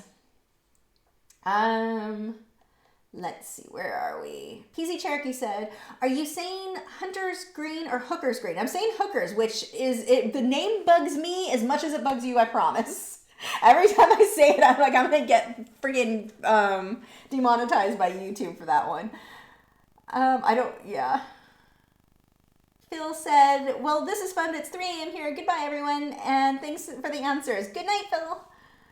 Jason said, I tried to follow Bob Ross on PBS growing up, and he went too quickly. Now I see there are instructions for it on YouTube, so I can get the process worked out. Yeah, and it's a good way to get started. I mean, I don't recommend people forever paint Bob Ross, and I know there are artists, they will only do Bob Ross paintings, and it's like, well, I mean, that's only going to get you so far as your art career. But they're fun, and they get people started, and I love him for that. I actually have had people tell me off on other videos where I had said, you know, Bob Ross is good to get started, but you don't want to stay there. He's for beginners. And I had some woman, her and her sons love Bob Ross, and how dare I speak negatively or badly of him. I forget what she said. It was gibberish and she couldn't spell, so it was hard to decipher anyway. But it was like, I didn't say anything bad about him. He is for beginners. That's what he does, which is funny. People get very protective of him. I love him. I'm not saying anything bad. Let's see. John said, I have been given 2 canvases with screen print on them. Can I reuse these if I cover the prints with gesso? I'm not sure, honestly, because it may or may not stick well. It depends on what they were sealed with. I really don't know on that. I have a question for you on what you could make next. You should make 2 wild animals that interact between each other. Yeah, if I get a reference photo that I'm really like drawn to, that I'm sure that sooner or later will happen. Tallulah said, you could list maybe 5 or 6 must-have shades for the Derwent Lightfast pencils to get started with. Really want to try some, but the sets are pricey, so I'm ordering some singles. Yes, actually, I was just thinking about that last night. I'm going to do that for a few of my colored pencil sets. I want to have like what I would consider my must-haves for each set. You know, and it wouldn't include every pencil ever, obviously, but like if you're getting only a few pencils, these are just amazing colors. So yes, I am definitely going to do that. And I don't think that when I do my must-have list, it's not going to be like, this will give you a complete set of pencils to work from, but they're the pencils out of that set, like I can't live without. For each set, I want to do that. But I can tell you for sure the Lightfast, the Nightshade, and where are they? You know what? At the end of the live stream tonight, I'll go over some with you that I would consider. I'll grab my pencil tin and tell you which ones. But I do want to make a separate, either a post on social media or something on my website that breaks down the ones that are like must have in each brand. But I'll go over the Lightfast at the end tonight. Remind me, somebody, if I forget. Whoops, scroll too far. Zika said, I decided not to sleep as it's too interesting here. Would you ever paint a Warcraft scene? It would be nice to see your gaming side as well. Best of both worlds. I did. I painted Booty Bay a few years ago. It's actually hanging in my living room. I painted that for myself as like fan art, and I do have a video here with that. I may paint other stuff for World of Warcraft for me. Sally said, I forgot to wave hello. Okay, I'll sign up for that. Talking about the email newsletter. Dee Dee Fletcher. Oh, you told me what your actual name is. I know it wasn't Dee Dee, and I don't remember now because my brain is mush all the time. I love these paint-alongs. I'm trying to be looser in my paintings. This helps a lot. I love how mine came out. Thank you so much. That's awesome. We'll get back to this in just a second. I just want to get caught up. Passionate Artists at Play, how much of a following would you recommend before starting a Patreon? I would say at least 10,000 on YouTube. It depends on which platform you're on, but I would say minimum 10,000. 15's better. I started at 25 and 25,000 and it was really good for me. But I've seen people start with like a 10,000 subscriber following and do okay with it. The more of a following you have, obviously, the more people are going, the more people are going to sign up, because one of the things that YouTube or Patreon, people don't find you on Patreon. They find you because you advertise to your own followers. So that's, the more you have, the better. But I would say 10,000 is a good start that would make it worth you still doing the lessons and such on Patreon. Let's see. And the reason I say that is, we'll get started on the trees here. I'm going to put some darks in first. So we'll mix some green and some black. But the reason I say that with Patreon, why you want a decent following, I mean, 10,000 is good. Why you want to get a decent size following first is if you only have, let's say you have 500 followers and you're doing these lessons, I'm mixing a decent amount of green and black together there. If you're doing these lessons, they take a lot of time. I mean, I put an insane amount of time into my Patreon lessons each week. If I'm only making $20 because I only have a few people signed up, it's not worth, I'm not making enough to make it worth that effort. And so that's why it's better if you've got a bigger following where it's worth the amount of time that it takes to do those lessons. Let's see. I must say it's difficult finding good instruction on the net. I discovered you 2 weeks ago and I've learned more from you than ever since I started painting 8 months ago. That's so good to hear. Yay. Troy said, will there be one of these live and art chat colored pencil lessons? I'm going to have to do a whole bunch of different mediums. We're going to do these more for sure. Next week is going to be acrylic, and then Friday, there is a Friday day this week, another live stream, which went out in my email newsletter. But we're doing another one Friday. That's going to be acrylics. That one's not going to be as loose. We're going to paint a dandelion, and it's just a pretty blending. It's pretty. So we're going to be painting that one. I'm going to start putting in the block of trees, and the trees come up pretty high. We're going to be putting greens on top, but we'll just make some brush strokes here. But and then next week I want to do the primary color paint along, just red, yellow, blue, so we can talk about mixing colors and all of that with black and white. That will be next week. I'm not sure what our subject is going to be yet. But that will, make sure you pull these trees, by the way, all the way down to the grass. Do not, at this stage, this should be the last thing where we're covering all of the white of the canvas. But we'll be doing that, and then after that, I'll start introducing some different mediums for the paint-alongs. They won't be as elaborate, like a full scene. It'll be more like, here's a bell in colored pencil, like one individual thing, but that's the only way we're going to finish it in a 2-hour live stream. Colored pencil especially is very slow. So, oh, these come up a little higher. See how I'm not stabbing. Let it be messy. I'm going to mix a little bit more black in with that. Let's get some more darks in there. Viva said, do you think it would be possible to make a living as an artist without a college degree? I don't have one. I can tell you my income is far higher than my friends who have college degrees, like the people that I've known personally. You've got some people who made great money with college degrees. I'm not saying you can't, but I don't have I didn't have the student loan debt that they do. And so that makes a big deal on getting your business started. Yes, you absolutely can make a living you absolutely don't need a college degree. I would say most people would be better off not getting a degree in art. I think unless you're teaching in like high school classes or college classes or whatever, then you're going to need that degree because you need for education. But no, you don't need it to be a professional artist. Definitely do not need it. In most cases, unless you're like wealthy enough that you don't have to go into debt with college, I would say don't do it. If you've got the money, your parents are paying for it, go for it. But if you're going to go into debt, do not do it for art. You can do art without, the college is just, I'm not saying it's not a good experience or that you can't learn anything. I'm just saying you don't want to start your life out as an artist in debt, and that's pretty much what colleges are at this point. I'm not a fan of our college system. And obviously there are things, if you want to be a doctor, you want to be a lawyer, you want to be a dentist, there are things that, well, dentists are doctors, but if you want something like that, yeah, you've got to go to college.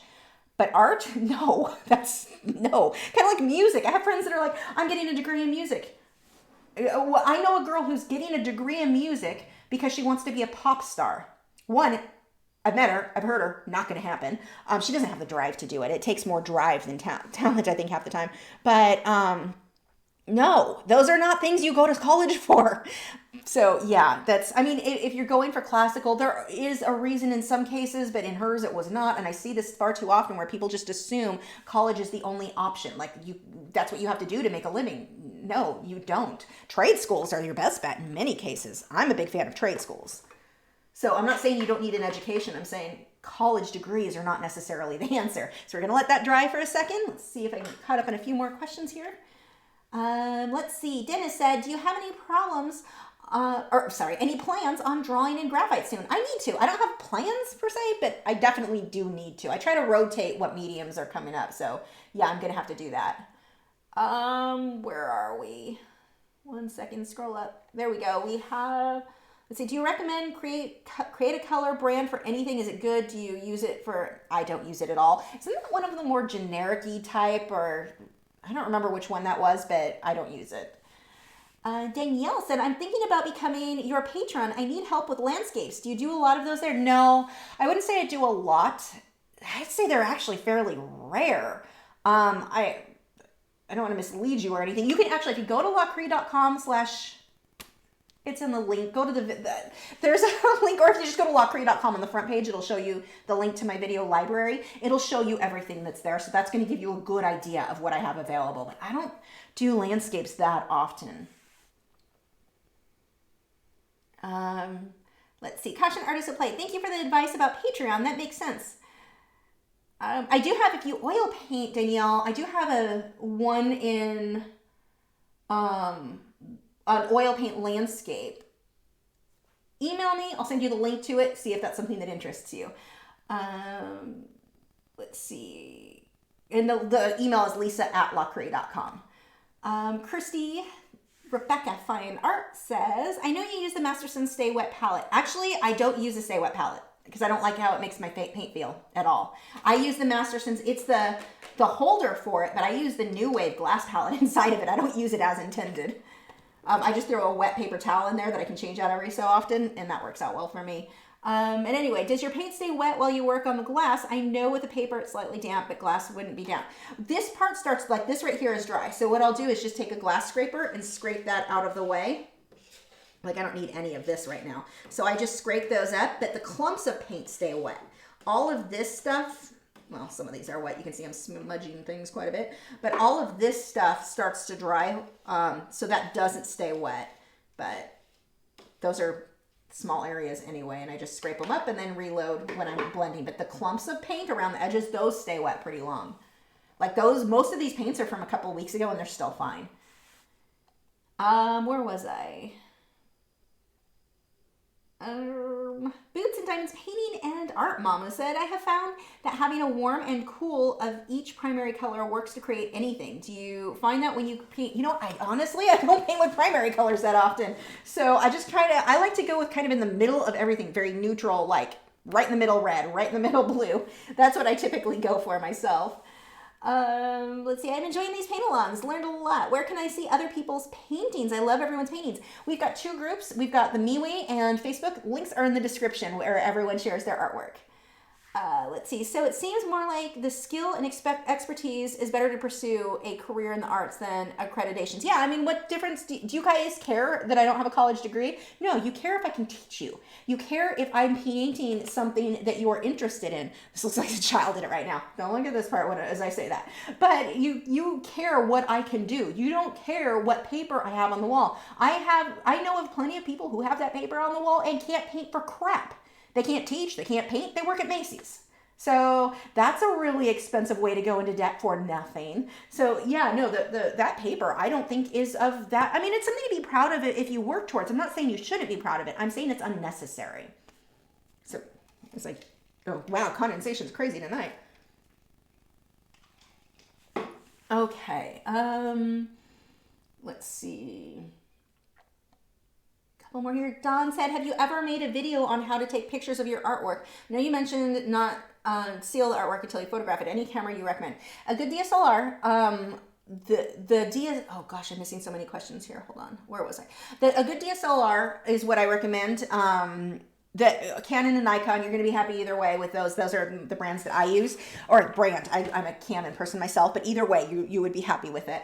I need a lighter green now. So let's go ahead and mix that while for the next, is this dry? No, let me hair dry that really quick.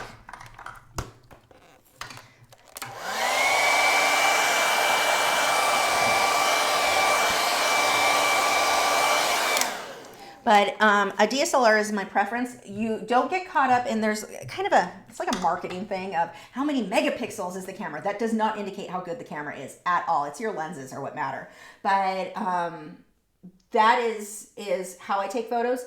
I do need to make a video for sure. I've been talking about it forever and I just haven't gotten to it. I need to start making more videos in general. I've not been doing a good job of like edited videos. I need to do those. I kind of put it on the back burner with, actually that will work.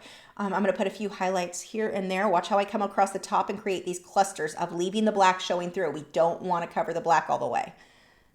See how I'm kind of clumping these together, little rows almost.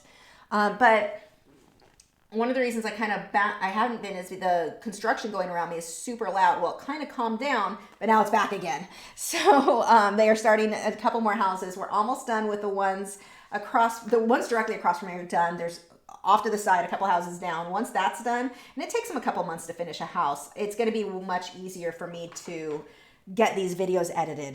The constructions definitely makes things challenging, but those, yes, I need to do that soon.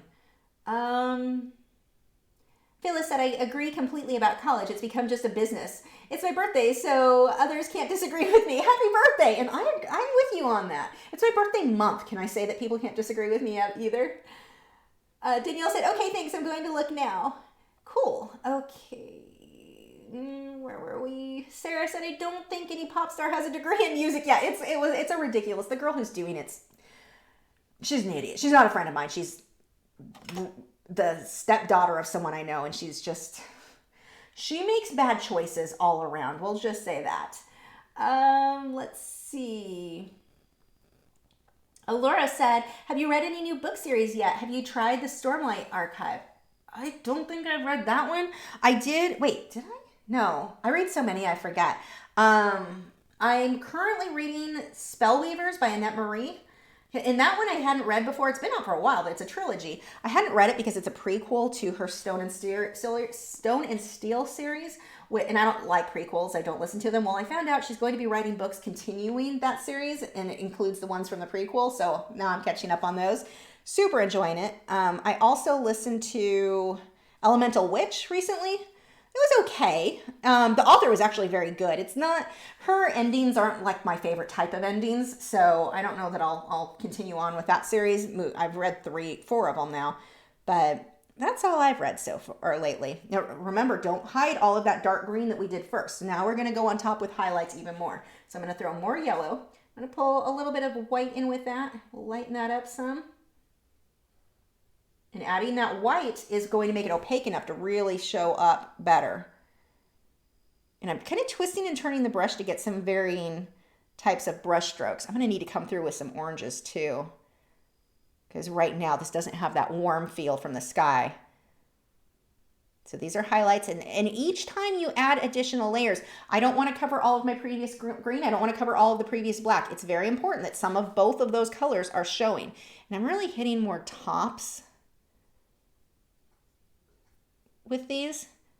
Another thing I want to point out, I've pretty much used the same brush for the whole painting, except for one part where I grabbed another brush that was similar just so I could use 2 different colors. But you can really do just that one brush when you're doing this style. You don't typically need a whole lot of brushes. But see how now we've got lights, we've got darks, we've got 3 shades. And so here's a tip when painting landscapes. Whenever I paint trees, bushes, anything, I will always, no matter what colors I'm using, I will always use a minimum of 3 colors. And same thing when I paint rocks. Always at least 3. So one that's super dark, one that's a medium tone, and one that's highlights. Usually I'll go with a few more than that, but remember, minimum 3. Dark, mid, light. And I want to see some of all of that in there. Okay, I'm going to pull a little bit of orange in there. Mix that in with the green. I don't want orange, but I do want some of these warmer tones mixed in. Just a few. I'm not going to go crazy with it. Go a lot in the middle though. You can go crazy right in there. But now it feels a little bit more like it goes with that sky by having some of those oranges. Okay, this is dry. We can move on to the grass and the road. I think I'll do the road first. Now I had to stop with the road because when I wanted to put highlights, it was too wet and it started creating just a muddy mix of those colors. I didn't have any separation. That's when you know, let it dry and then come back. Let's see. Christy said, I bought a Stay Wet palette and a cheap picture to use with the glass instead of the acrylic sheet thing. Could I put a wet paper towel in the corner to keep it wet while I work? The wet, I don't know. See, I never used the Stay Wet palette enough to be an expert. I didn't like it. So it made my paint feel weird. So I'm not sure, but the point of the wet paper towel for me doesn't keep it wet right now while it's open. It only keeps it wet while the lid is on. It keeps it like really humid inside the palette so that things aren't drying out. Shannon said, almost didn't make it, but made my studio this week and all set up in here now. Yay, now I know how bad my supply addiction is though. Yeah, when I moved, oh my gosh, when we moved a few months back, or what was it, November, and I started packing in like June when we found out we were buying the house. You really realize how much you have in art supplies. Like we hired movers and we had to pay for way more hours than we otherwise would have because I had so many art supplies to move. Like my studio was the hardest thing to get moved. So I'm putting highlights in here, and this isn't as light as I'm gonna wanna go. We'll come back through and go even lighter again. Just like the sky, nothing here has to be perfect your first time through. It actually looks better when you put more layers. So don't stress yourself out going, no, it's not perfect. I need to go lighter. I need to go lighter or darker on the next layer. It's not a big deal. Nothing to stress yourself out over. Here we go. We'll get even lighter in here. Again, still letting that brush stroke show.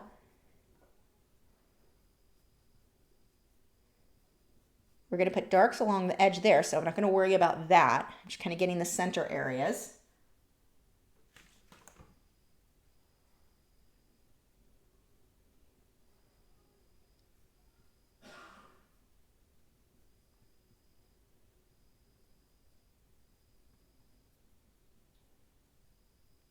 I'm going to pull that down, the highlight a bit more than what I have here, widen that up.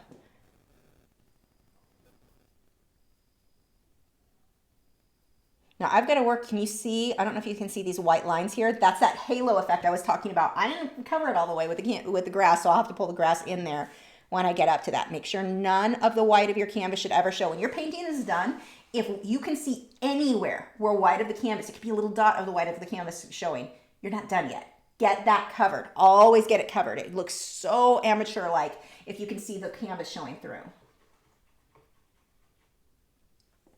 Let's see. We have, this is Danielle again. Oh, okay. See, I should remember that. It's Danielle. Wish I had all this social media, or I wish all this social media was available when I was getting my art degree. But any job you get these days, they want a degree. That's why I got the degree. Yeah, and see, now that is the flip side of things. You may get a degree in art in a lot of colleges. My friend is trying to find a job right now, and she's having a hard time because they're like, no, we want a degree. They don't even care what you have the degree in many cases. You just have to have a degree, which makes no sense to me. But that's, yeah, no, that is a good point, having a degree in anything. But the thing is, like, why would you if you wanted to be an artist though, like if the degree was for art with the goal of being an artist, then you're getting another job in something else. A degree in something else might be more useful. I don't know. But that is definitely a good point. And I think college might have been a bit different. I know it's just gotten so expensive. We're putting these kids in so much debt. It's gotten so bad over the years. I think back a few years ago, back 20 or 30 years ago, I probably would have had a different answer. But now the colleges have gotten to where, I mean, they're putting these kids in debt. Like the one friend I told you about, she's going to school because she wants to be a pop singer, taking classical music classes, can't read music. It's a mess. I don't know why a counselor didn't sit down with her and go, okay, let's look at some potentially better options. This girl's changed her major. She's changed schools 3 times. She owes all this money. She has nothing to show for it at this point. And I'm like, why has a college person, like a counselor, never sat down with you and said, hey, let's talk about some other options for you that might be better for you. So yeah, I think my attitude about it definitely may have been different before. Taru said, oh, and it scrolled. Where did Taru go? He jumped.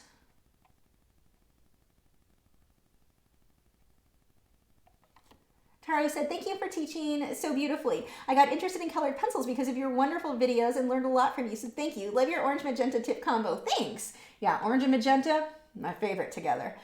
Viva said, oh shoot, I missed your birthday. Happy super belated birthday for whenever it was, I guess. Thanks. It was on the 13th, so not too long ago. I noticed you don't say my name, and that's because I just created a channel only for being able to write in the live chat, but I wanted to make you know my name is Sabas. I am not going to remember that, and that is a cool name. I'm not going to remember. I'm so bad with names.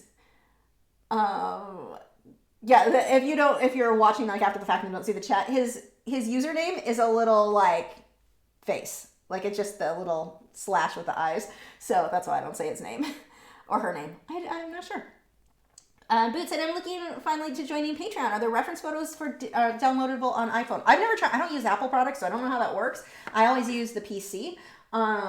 But I give you where the reference photos are depending on what it is. So sometimes, like, let's say I bought a reference photo from Wildlife Reference Photos. I just tell you that's where it came from, and you can go buy it yourself. You can buy that reference photo too. Or if I get it from Pixabay, then I attach it to the post, so you know here's the reference photo for that. So it really just depends on what reference photo I'm using. They're not always available because sometimes, like I did a commission recently of a lab poodle, and golden poodle. I don't know. Is it one of those? I didn't have permission to give you guys that reference photo, but I provided you with links or photos of suitable alternatives if you wanted to paint along. So I try to have something available for you guys like that, but they aren't always there. Gail says, gotta leave now. Bye, y'all. Have a good night. But Gail, I have a question. Do you have Sebas? Do you have videos on how to make movement of water? I mean, I have videos on water, but it's not specifically on movement. We're gonna make some green. I'm gonna throw some of this bright green in there. Green, some hooker's green, yellow. We'll throw a little bit of white. We're gonna start with some of the highlights in the grass back here. But it's not specific to. Oh, I need that to be a lot brighter. I don't think it's titled for water. If you just look up any of my seascapes or ocean scenes, I talk usually at least a bit about getting that movement for water. Maybe I need to make some separate videos on that. Do you feel like I need to get some more basic videos that like cover a subject like that I can always reference back to? Like I have a really basic video on how to paint water bubbles, and I reference that all the time on like Patreon videos. I'm like, oh, just go watch this video for that lesson. I need to do more of those because those are actually really convenient for me to be able to reference. So we're getting some more of this light color up here. If you go too light, no big deal. You can put dark back over it if you need to. And I want to get the light. We'll kind of break that up. We also have a bit of light kind of coming down here. My paint is starting to dry. I need to add more water. Danielle said, you do a lot of water and waves. I love that. Yeah, I do a lot of water. That's always been my favorite. When I first started with painting, the only thing I was really interested in was sea life, like marine life, anything to do with whales or dolphins. That was definitely my thing. Like I didn't go by Lachri Fine Art when I first started. I went by Water of Life Studio because everything was water. Everything. That's all I had interest in. And then as the years went on, I was also limiting myself. So it was a combination of this is all I'm interested in, but this is also all I was good at because it's all I practiced. And as the years went on, I wanted to start painting some other animals, and I started practicing a bigger variety. But yeah, when I started, that's all I did. Okay. So this should be dry enough. I'm going to go ahead and get the shadows in the road. We're going to skip back down here. So same colors we were using. Get some of that red oxide or burnt sienna, whichever you've got. Throw a little bit of magenta in there. I'm going to need more paint. This is starting to dry too fast in here. Mix a bit more. Now, when you're painting this style, mix more paint than you think you're going to need, or you'll have what I'm having happen where it's starting to dry a bit too fast. And so I keep having to mix more. Mix a little bit of a bigger pile or thicker paint. Then you're not having to mix quite as often. It'll stay wet a little bit longer, and you need thick chunks of paint on your brush anyway. So more black. So it's a bit darker up here. Oh, that's a bit too dark. Let's wipe some of that off. I've got too much water on my brush. It's going to get lighter as it goes back, so I'm going to add a little bit of white to that mix when I move for a few later brush strokes.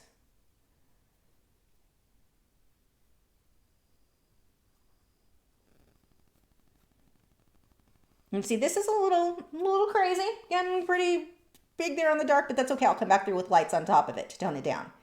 Everything is layering. Let's go ahead and get some of these edges then. There we go.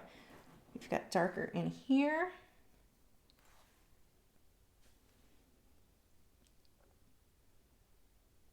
We're going to darken this up right along this edge. But see what I mean by the layering process. And we're only darkening this edge, not this edge, because here the grass is a little above just as far as the perspective. We don't want a shadow there, so just quick tip there. But see how as we layer, you just keep layering on top of layer on top of layer until it starts looking like what you want. This is not paint by number. This is not just put the right color in the right place. It's going to look like crap if you try to do that. Layer it. Get more layers. Now here, I'm way too dark in the back, so we're going to go ahead and rinse that brush out. I'm going to mix some lighter colors in here. It's really just the color I used on the road earlier. Let's go a little bit lighter. You can even use some unbleached titanium white in there. I forgot I had that on the palette. And let's lighten this up. I still want to see that it's darker, but I don't need to see that much darker. Did I get black? I got black on that. Hold on. That is mixing in and not giving me the look I want. Let's mix that in better. But see, even when that happens, when something doesn't, like, oh, that's not what I wanted, I don't care. I'm just going to paint over it. What if you can get used to one thing that will make your work, make a huge, huge difference in your work, get used to not being afraid of making a mistake. Stop being afraid of something going wrong. And I think it really holds a lot of people back. Just keep layering until it looks good. There's nothing you need to be afraid of. There's nothing you can do, especially to an acrylic painting, that you can't fix. You just have to learn how to fix it. But it's a very good lesson to learn. And you'll have much more fun painting when you're not afraid of making a mistake. I've seen so many students, I'm going to pull the shadow down here now. I've seen so many students where they're just not enjoying it and they're not moving forward, they're not progressing because they're so afraid to mess up that they won't try things. You need to mess up and you need to learn how to fix those mess ups. Learning to fix mistakes is as big of a deal as learning to do it right, I think. Okay, I'm going to get light back in here.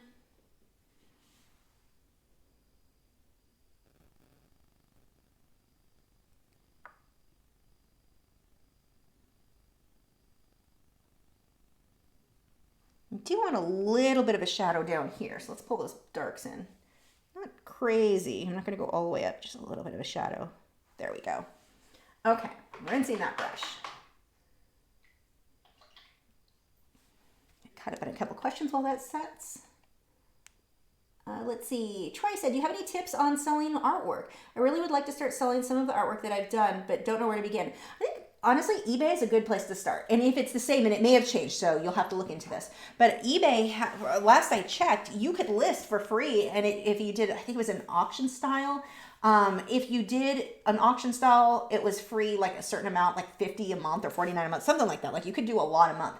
And if it doesn't sell, you didn't have to pay anything. And that's, I think, helpful in learning the marketing side of things. But eBay is I don't think you're going to make as much on eBay as we did like the early 2000s. We were actually, before the economy crashed, we could make decent money selling paintings on eBay, and that's not so easy anymore. But I think it's a good way to get started, and especially now when we're not really going, most of us are staying home, so that is a good thing to start working on. That would be my tip there. And I think it's good to have a website. I think people are going to take you more seriously. I'm going to start getting darks in here. I think people will take you more seriously as an artist or any kind of business that you're doing. You need a website.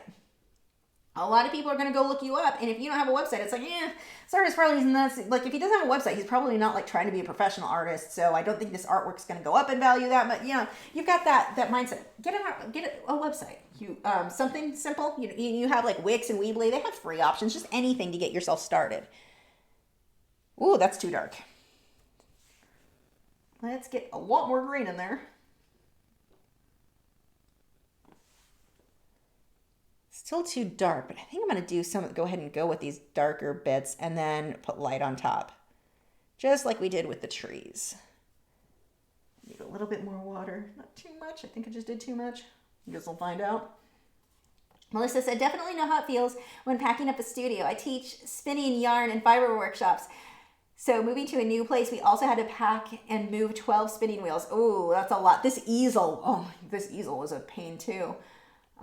12 spinning wheels, that is a lot to move. Where are we? Well, we're really far. Hold on, I've got to scroll up because it jumped again. Oh my gosh. Come on. Where were we? There we are. Okay, Shannon said, sad part is being stuck at home on prednisone. Ooh, makes me hyper. So I have ordered more stuff on eBay. Gonna need a bigger studio by next week at this rate. That's funny. I'm sorry you're stuck at home on prednisone, but you need a bigger studio. It's funny. Carla said, I have been following you since before you did critiques every Wednesday. Remember that? Wow, you've been following for a long time. That was a very long time ago.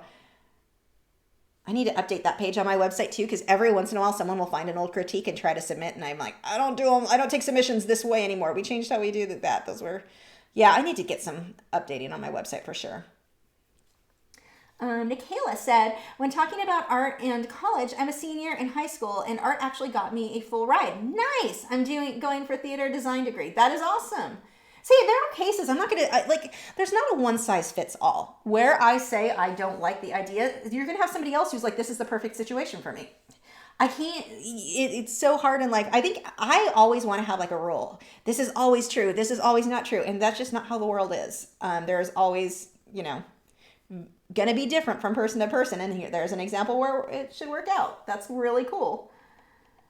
Casey said, I laugh at Hooker's Green also. It was an inside joke in my art class in school. Yeah, that doesn't surprise me. Jason said, I think it's because employers want to see that people have the ability to follow through with sustained assignments. That's what why the degrees are required. And you know what though? In a lot of cases, a lot of businesses are actually more interested in people who are able to be successful without the degree, because you have a lot of students coming out of college now who are like, okay, what do you want me to do next? And then the boss tells them, well, I need you to take care of this situation. And they do one thing. Well, now what? Now what? Now what do you want me to do? And it's like, I hired you to take care of this whole department. Like, how much guidance do you need? Because they're so used to being walked through, have their hand held in school. So you are having a lot of employers who are getting they're starting to realize that the degree is not always going to get you the best employee.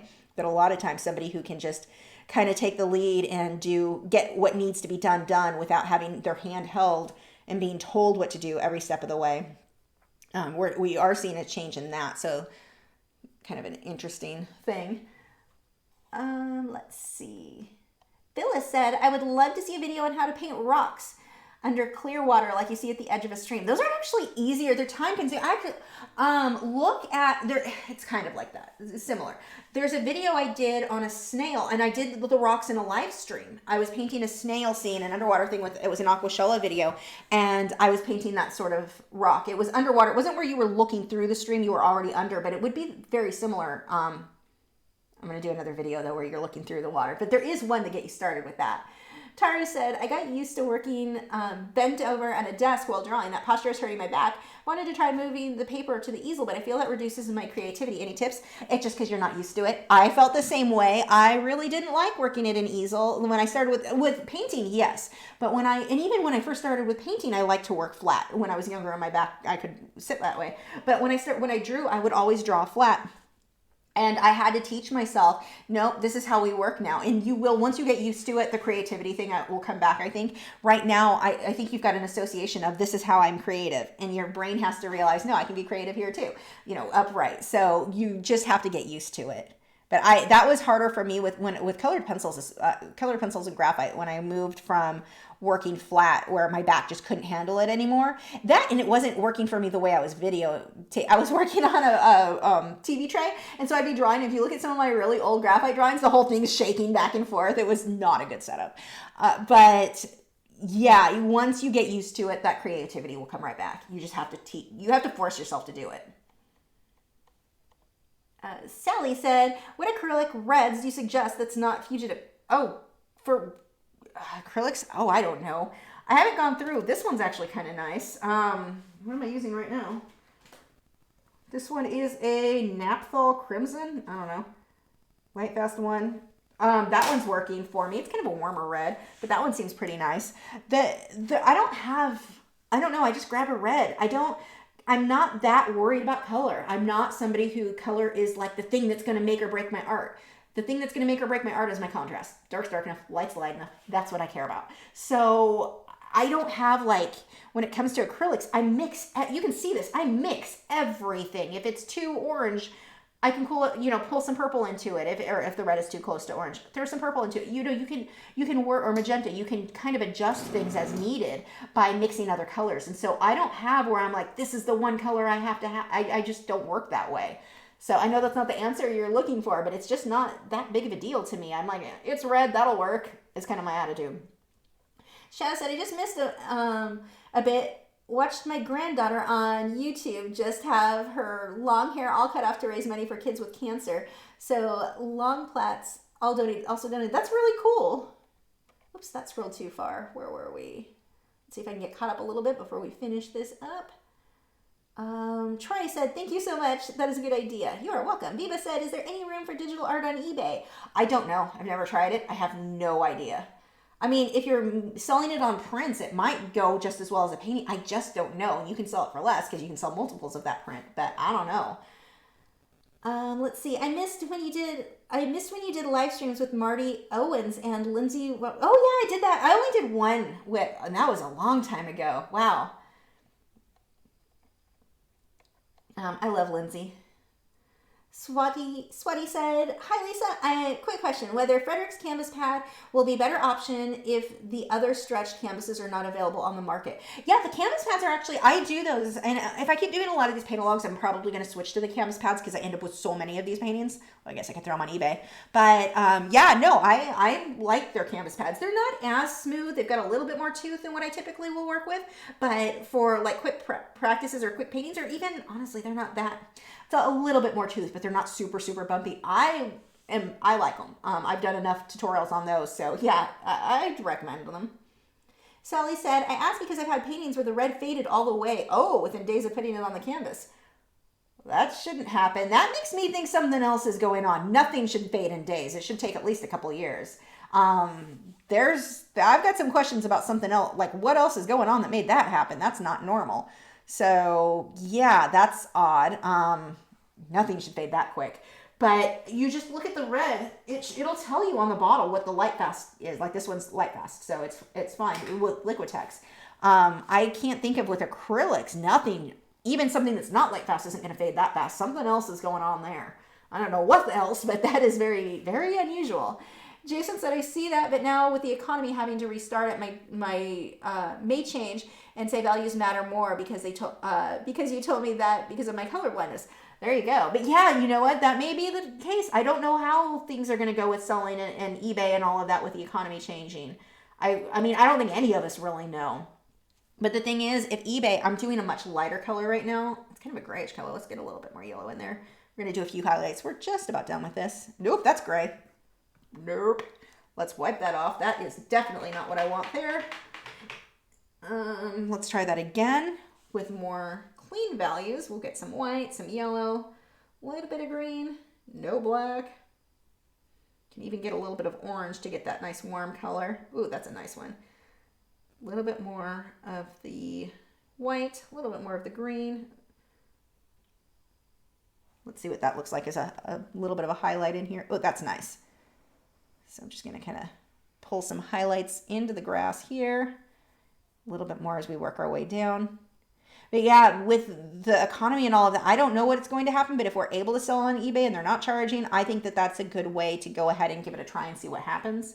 And I don't know with the colleges too, like how that's going to change with people having a hard time getting jobs. So you have so many people out of work that the college degree maybe give a huge leg up at this point for certain job types, but I just don't know.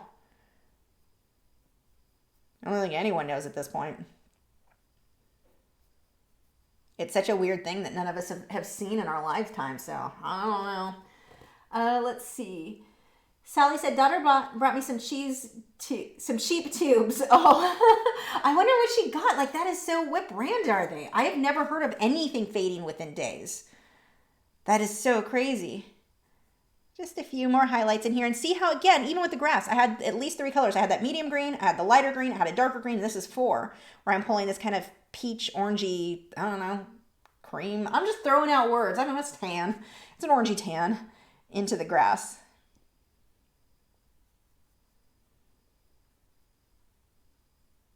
Just kind of want that road fading out up there.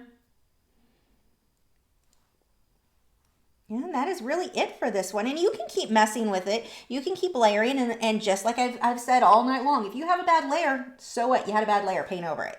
Keep painting and, you know, fix the bad layer. Learning to fix things that go wrong is just as important. I do want to darken this up. Just as important as learning to paint things right, because things are going to go wrong. I don't care how good you get. You're going to have times where you're like, oh, that brushstroke looked terrible.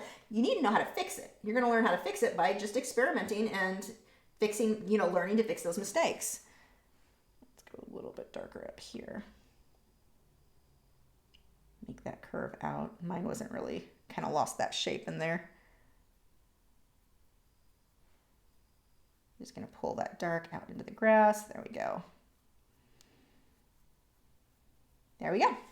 And that is it for this painting. So super simple. It's just a layering process. Don't get hung up by those mistakes. They're going to happen. Don't get hung up on this style. One of the things that hangs me up are those early layers look horrible. Absolutely horrible. Keep working, keep layering until you make them good. But you can make them look pretty good pretty soon, or pretty early on. Actually, maybe get I'm sitting here. A few more highlights up here. Let's get some yellow and green and orange, and we're just gonna pull a few. Oops, that got gray in it. I don't want gray. Just a few little highlights in here. Those are a little bit too bright. Let's tone that down a bit more with some green. I want highlights. I don't want it to be like, pay attention to me highlights. Just a little bit, little hints. Now I'm not pushing very hard, and it gives me this tiny brush stroke, even though I'm using the same brush I used for the bigger ones. There we go. I like that little bit of extra. There, now we're done. And then a tip, if you were going to sign your artwork, you can go ahead and get your liner brush out for that. But one of the things mine's wet, so I'm not going to do it right now. Actually, no, it's dry enough. Take a white charcoal pencil. Pick which corner, so I could sign here, I can sign here, whichever one. Actually, I'll go over here. Sign it with your charcoal pencil. If you struggle to sign your name and make it look like your name, you can write it out with the charcoal pencil so you can move it easily, and then take a liner brush. Do I have a liner brush? No, that one was not for this. Go ahead and grab, do I have one? I don't know where half of my brushes are right. Oh, I know where they are. Hold on, let me grab a liner brush.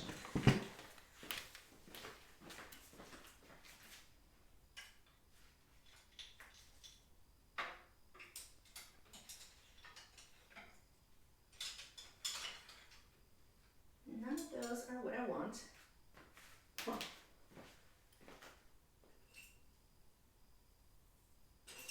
You will work.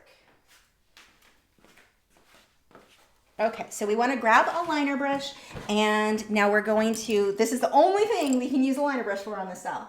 I'm gonna thin that out. We'll just make it that yellowy tan color. I don't really care. Now I can just trace over, more white. Thin that a bit with water, twist that into the brush. Now I can trace over what I wrote out with my white charcoal pencil. Now you will eventually, when your signature dries, you'll want to erase what you've done with the charcoal pencil, but wait until this like really dries. I have done this so many times where I'm like, oh, it's dry enough, take the eraser, and I make a big old paint smudge. So I usually now just let it dry overnight. If I do use the charcoal pencil, like really let that be very, very dry. Get a chunk on there.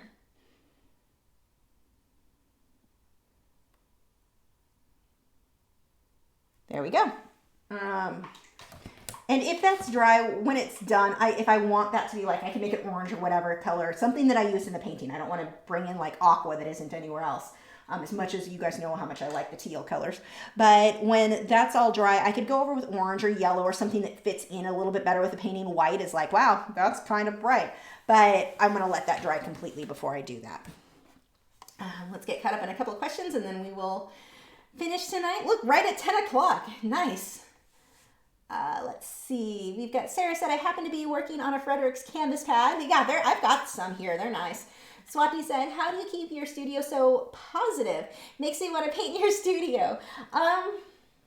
Dogs help. I don't know. This is like my happy place. I think that's why.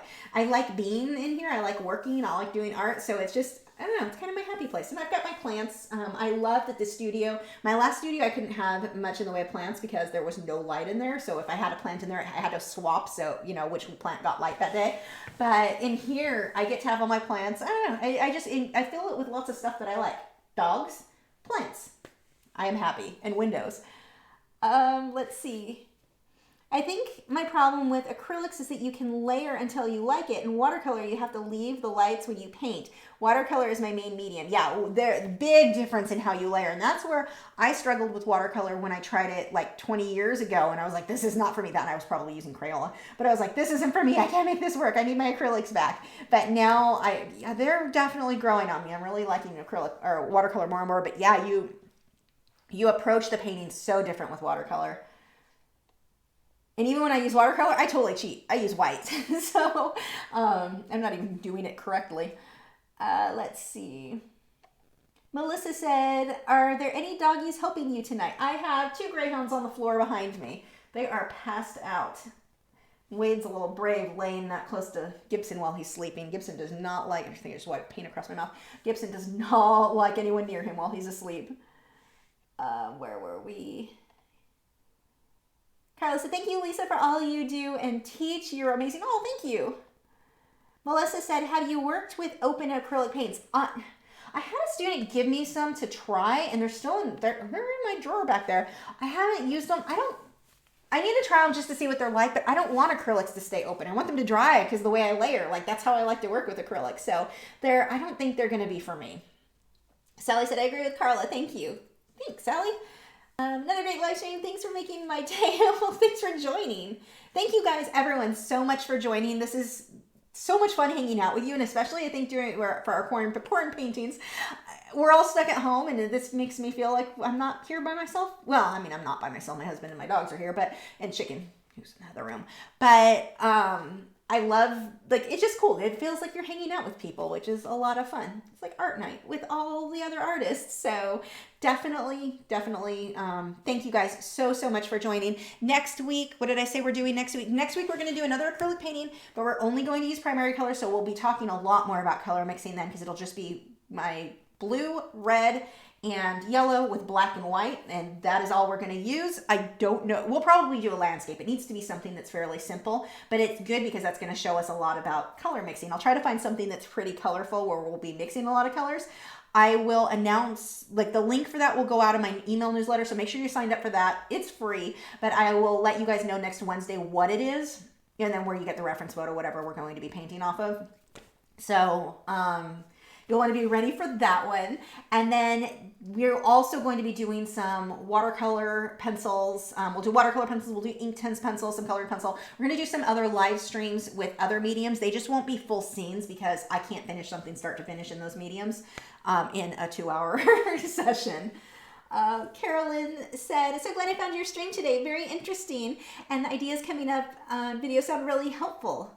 Thanks for joining. Eva said, thanks for tonight. Been a part of these for years, and they're never less exciting. Thank you. Beth said, thank you so much for your streams. I'm recovering from bad bronchitis, and this made my night. Oh, I'm sorry my husband deals with bronchitis every year. That's no fun. I feel for you because I watch what he goes through. Thank you guys so much. Again, check out our moderators. Links are in the description. Joseph and Nick both have, half the time I call him Edgar, but Nick have channels, art channels here on YouTube. Definitely want to check those out. And I will see you guys next week. Bye. Wait, are we still here? Did you guys stay?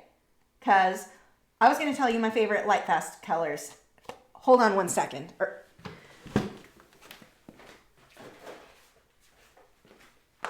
Totally forgot. I think the stream was still going, which is kind of funny. I actually hit end and was like, wait, no, I forgot. I knew there was something else. Okay, favorite colors with light fast. That is going to be violet and nightshade for sure. These are beautiful purple tones. I would show you the sample, but I find the color doesn't come out right on the video. But yeah, the nightshade and there we go. Nightshade and purple are on my must-haves. I really liked, there was a blue that I used. I love deep blue is a beautiful, beautiful blue. That's what I used on most of the background, or like the bluish tone of the octopus that I recently did. And if you're not following me on social media, he's posted both on Facebook and Instagram. Links are in the description. Definitely check those out. Another one that in this, I don't think is going to be a must-have for most people. But for me, if you've been following me, you know I like to line a lot of things with an aqua color. This one is called Turquoise Green. And that it is the perfect aqua for that outline. And that I did on that octopus as well. Again, check that out. But those are definite must-haves. I also really like the mid ultramarine. It's a lighter blue. That one I found myself using a lot. Heather. Oh my gosh, I love this color. Heather, it's this kind of pinkish purple lavendery type color. Now, don't confuse that with the actual one called Wild Lavender. Not a huge fan of that. It's okay, but this wouldn't be on my must-have. And I always call Heather lavender, but it's not. There's a lavender that looks similar. It's Heather. Heather is the one that's pinkish. Love that one. Any of the reds, there were a couple of reds that I really, really liked. What was the one? It was Scarlet. It was such a vivid, Scarlet. Really liked Scarlet, really liked Derwent red, but the Scarlet was just this bright, vivid, beautiful, beautiful red. Cherry red's pretty. Let's see. And again, I like all these colors. These are just on my must-haves. If I were going to like say you at least need these colors, these are the ones that are like, the rest are, I mean, they're all good, but those would be my ones, like at least get those colors. Heather, Nightshade, what did I say it was? Violet. Heather, Nightshade, Violet, Scarlet, and Derwent Red are probably, and then of course for me, I love the turquoise green, but those would be my, like, I have to have these colors. And there's so many that I love, but I mean, if I listed all of them, that's not going to do you any good, but those are like my absolute must-haves. I don't want to draw with colored pencils without those colors. And some of the other ones are really, really useful, really good too. Well, most of them are good, but those would be my, like, I can't work without you forever. Like, even when I had the smaller set, the Nightshade and Violet, I think I had that one too. Those are the colors that even if I was going to do something primarily, I'm using a lot of polychromos, I'm using a lot of Caran d'Ache, I still pulled those colors from the set. Now that I've got the full set, well, it's not the full set, it's the set of 72. Now, 72? Yeah, 72.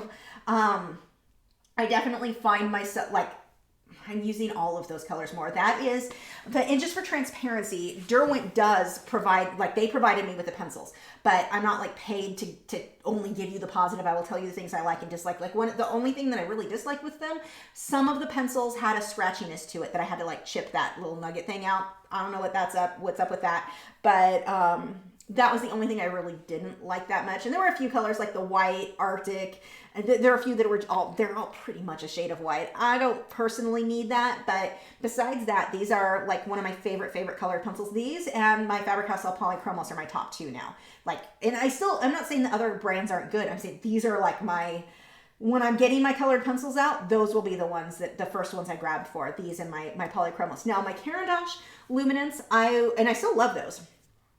There's certain colors in that set that I don't have in the other set, and that's one of the reasons that I'll often mix multiple sets. Sometimes it's because I need a pencil, like, let's say I need tiny, tiny detail. Probably I'm going to go for my Polychromos because they sharpen to such a fine point and they don't break. But if I want, like I'm blending smooth skin color, I want something typically, I need to do a portrait with these, but I want something that's going to have a little bit of a higher wax content, and that's generally what I go to my Luminance for. When I talk, something that's going to get a smoother blending because they are more opaque, being that they are a wax-based pencil. These are somewhere in between. These kind of give me the best of both worlds, so that's good. But the other reason that I might choose one brand over another is just the color. There may be like here, that Nightshade color is not something I've gotten in any of my other sets. The vibrancy of their purples in that, I don't have in any other color pencil set, which is a big deal. Now this set doesn't have any good pinks. Like pinks aren't there. Heather's as close as there is to an actual pink. So they're sending me the other set, like I guess there's another 20, 30 pencils, whatever, that I don't have. So they are sending me those. So I'm hoping that there will be some decent pinks because that was not in this set. So in that case, if I needed a wax base or something that was kind of waxier, I'm going to go towards my Luminance. If I want a pink that is a harder lead for finer detail, I'm going to go to my Polychromos. So that's often what will make me decide which pencil brand that I'm going to go with. I use them all. I mix them all together unless I'm doing a review. Like I did the video, of my octopus recently. I don't know if you saw it. Again, check it out. He's on Instagram, but super, super detailed. I did just with the light fast because it's kind of a promo thing for Derwent to be able to use and say, here's what the light fast pencils did. So, or if I'm doing a review, it'll be that. But other than that, if I'm just doing my own work, I like using lots of pencils together. Both Faber-Castell Polychromos, my Derwent Lightfast, my Derwent Drawing. I love my Derwent Drawing pencils, and Caran d'Ache Luminance. I will generally use all of those brands. So anyway, were there any? I think we're good on questions, and I can go ahead. My back is angry at me. I need to go on a walk. Yeah, BZ Cherokee said, yes, we're still here. We're supposed to remind you. Good job remembering. Barely remembered to get that. Sally said, Grand, thank you. I love that octopus. Thank you. He's one of my favorites. Sneak said to Nick and Joseph, thank you so much for tonight's live stream. And I think we're good. We're all caught up. Okay, now we're done. Thank you guys so much for joining. I'll see you next week. Actually, no, I take that back. Friday. We are working Friday on it's going to be part of a dandelion with this teal back. It is beautiful. It's going to be not a loose style like this. It'll definitely have more detail than what we've got here. But that is Friday at, what did I put it at? I think 1 p.m. Central Time. It's on my email newsletter. It's listed there. I'll post it on social media as well. But thank you so much for joining. Hopefully see a lot of you guys on Friday. Bye.